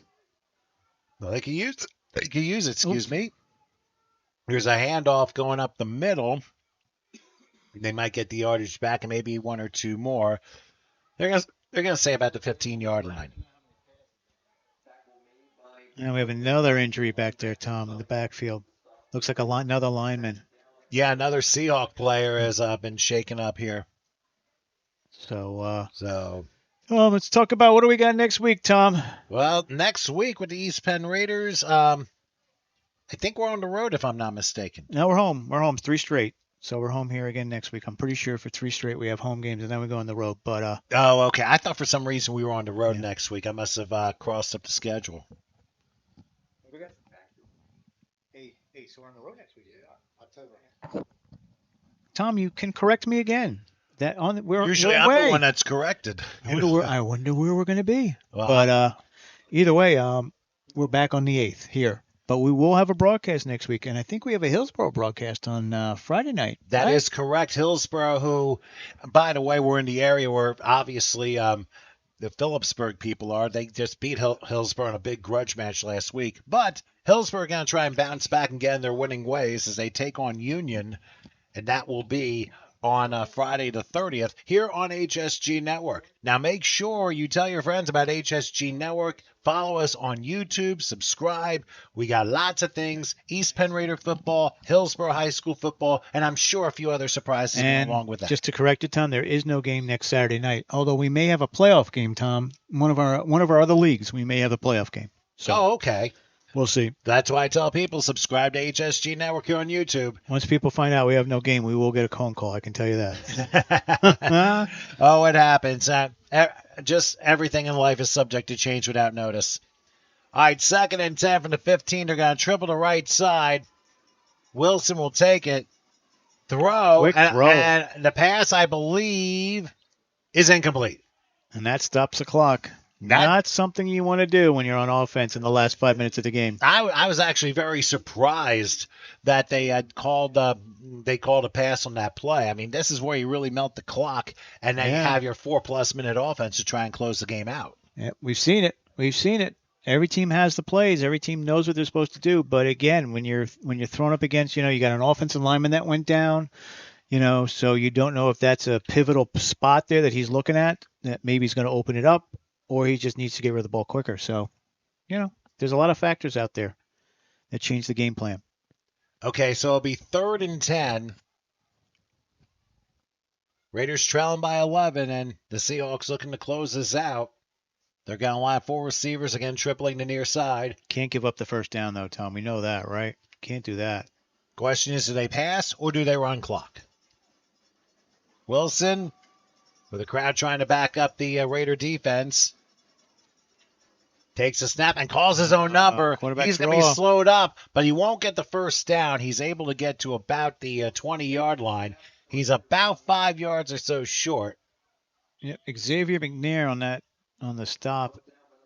And I think we may have a timeout. Yeah, it looks like a timeout for the Raiders. And the Raiders will use their second timeout of the half. So I think they're down to one left. Yeah. All right, I'll give you that. All right, so I guess we'll keep it here real quick. Yeah. Just as they do the timeout, and they probably did a very quick timeout, to say the least. I was going to read a sponsor, and then all of a sudden everyone got back on the field again. Yeah, these officials on the field have got to be corrected next time. We got to make sure they know that we're trying to run commercials up here, and they're killing us. That's why I didn't even figure out putting it on there, Tom. So, but we'll talk to them after the game. We're usually pretty good with them. All right, so 4th and 5, and obviously they're going to bring the punt. Number 91, who has been very busy on the punting side of things. Tom, I'm sure he has a nickname. We just don't know it yet. Between the frozen leg and the leg. How about the capital leg? There you go. Here is Flood wanting to take it and does at the 41-yard line. Tries to slip out of the tackle. And does he does. for a moment. And then tried to skedaddle and nearly lost the ball. He goes down to about the 45-yard line. He ran a lot for 4 yards, that's for sure. You got your playmakers out there, and your playmakers are trying to make plays because they know that time is running out on them. And, and the good thing is, Tom, we really haven't seen, what we usually see in semi-pro, which is, some skirmishes here and there. We haven't seen any of that. I think a lot of the guys know each other. There's a mutual respect. It's also an elite league, which is a big difference in a lot of the leagues. When you're playing in a AAA level league, it's much more camaraderie out there, should I say. Yeah, But I you might have agree. it, I you know. do agree. I mean, we saw some pushing and shoving in the first half, but not as much here in the second half because I think they realize what's at stake here. Yep. So 1st and 10 from the 46-yard line. Let's see what Barrett can do here. He dribbles the left side. They're going to have to go fast because it's a 2-score game. I don't know what type of snap. That was movement. Yeah, That's what that was. they blew the play dead. So lots of movement. I mean, that was ugly from the beginning. Yeah, it's again, you're at this end of the game. You're a little tired, but you got to suck it up and you got to do a little more, and you got to have guys on the sideline that are 100% behind you out there. Well, if you were to believe this, the penalty's on the Seahawks. Yep. So that's going to be a 1st and 5, and they're in plus territory already at the 49. Yeah, so they're saying probably that they caused the movement, or they were in the neutral zone when the movement happened. So that's very possible. That happens a lot. But I'm looking at the guys. I want to see them fired up out there, cheering their teammates on. That's what you want to see here at the end. All right, 1st and 5. The Raiders obviously have not given up in this one. Nope, not by a long shot. Same formation as before, tripling to left. They got Gonzalez to the right of Barrett. He'll take the snap, looking, has time. He's going to throw it the middle, and it's intercepted. I thought the receiver fell down, and going back to the left side, he will get to midfield. He's going to try and score. That would be the fourth one of the game, but now a flag is down upon the return. So let's see what this is all about. Let's go back here, and let's figure out what this is. The flag happened during the interception return. So that's going to count as a turnover. But the officials are going to decide what exactly happened here. It's a block in the back, Tom. Looks like the indication is a block in the back, so that will nullify the touchdown. But the question is, where will the block happen? Yeah, it's going to be a spot foul, so 10 yards from the spot, wherever he keeps moving. So let's see. Oh, there it is. It's at the 49, the 50. All right, so the Seahawks will start kind of like at their own 40-yard line if that's the case. So anybody watching this game online, anybody watching this game on YouTube or when they get home tonight, Chris Barrett has a tough night. He's thrown the picks. Yes, they fumbled the ball, but you can only learn from this and get better. That's what we're looking at. You're going to have these clunkers every now and then, but you got to learn from it, and you got to get better from it. That's all. And that's the truth, Howard, because sometimes you have a quarterback who's finally getting into the spotlight. I mean, you're not obviously going to throw 8 touchdowns, no interceptions like every single week. It just doesn't happen like that. And sometimes you think you're going to have a real good game, and it just turns out completely bad for you. And sometimes it's vice versa. That's how football is. Yep. And they had last week. Last week it was a 24-20 loss to Brooklyn. And, again, you just got to improve. That's all. Small steps. That's what we always talk about with us.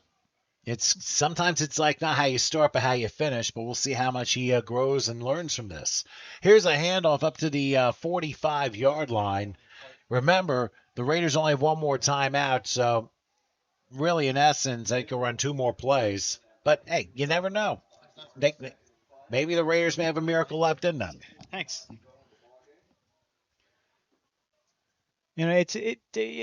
Again, you're going to have to try to regroup, and you have great film to look at. They're going to get it tomorrow, so you start from right there, and then you go and game plan, and now you have a week off.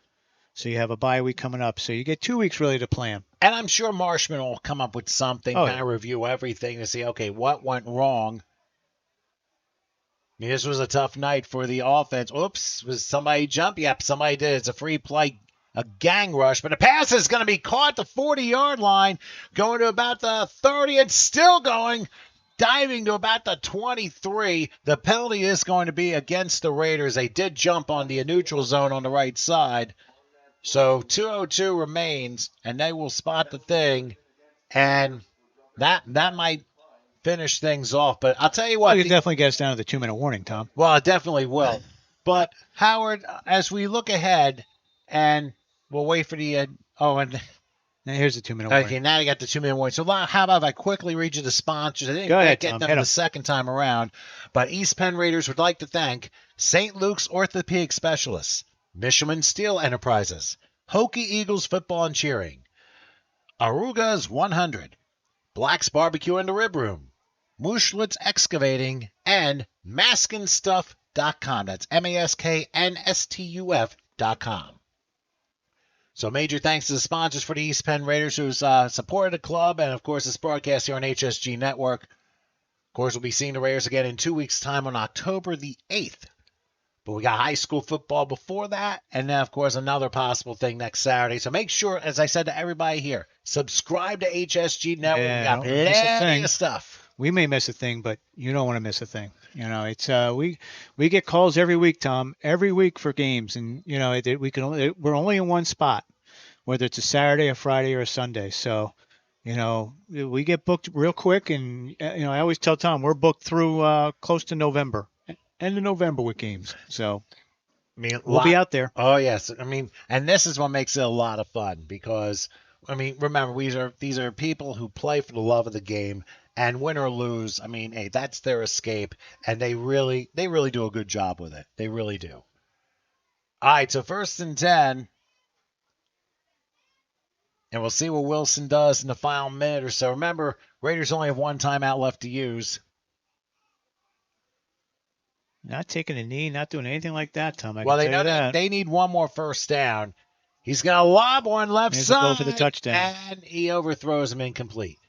I mean, I can understand you're trying to do work on your offense. I mean, you're up by 11. Your offense has struggled a good amount in this game, and you want to try and work on a couple of things. But at the same time, you want to make sure you cement the victory in because if that was short and that was intercepted and who knows, a long return, that changes the ebb and flow. We've seen it enough times. We've seen it in semi-pro, but you know, you look at this team, you know, the Seahawks team, and they're solid. You know, they're a solid defense, you know, and the offense, you know, needs a little help here and there. But you know, again, you've got great coaches on offense and defense, so it can only get better for them. And the same for East Penn. We're not slighting East Penn at all. You know, we know their coaches, so you know, they could be improving greatly in the next week or two. 2nd and 9. Oosh. Oosh. That was as false start as you can possibly get here. It's like everybody we're going on to. Oh no! It's like it happens. Put us back from our dinner date here. Yeah, I know. Tom's waiting to get to the Wawa on the way home. Nah, I'm not so sure about that, but you know, hey, it ends up being a false start. But I mean, we saw what the Raiders are and what the Seahawks are. They're obviously a veteran team. They know what they're doing, and they come through in the big spots like normal.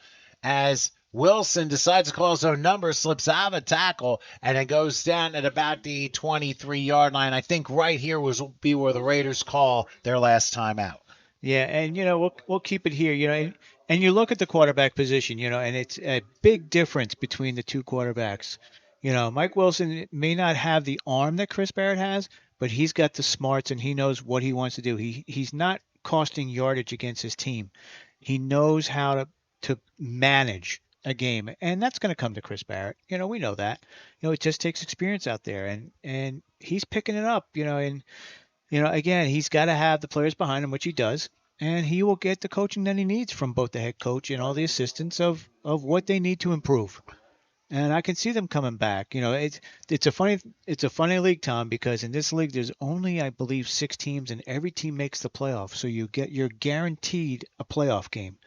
So, you know, you're basically playing here for seeding, which some leagues it happens that way, but you're playing for seeding and you're practicing. So you're getting the people in position that you think is going to give you the best chance to win. And you know what? That's what you got to look at. That's why you have film, and that's why you have these games. And that's a step to improve upon because you just don't know come a month from now what could actually happen. So now, 3rd and 12, as Wilson is back, he's going to throw, and it ends up being incomplete, but we got a flag down. Another flag goes down. Is there a possibility of a roughing the passer penalty? Oh, no. Looks like one of them was a hold. I'm pretty sure it was a hold on 56 on the ground. That was a hold. So, and he's actually pointing to him that it was a hold. So let's see what we get. Well, I don't know. We may get offsetting, Tom. Yeah, we could have fouls on both teams, and we may just do 3rd and 12 all over again.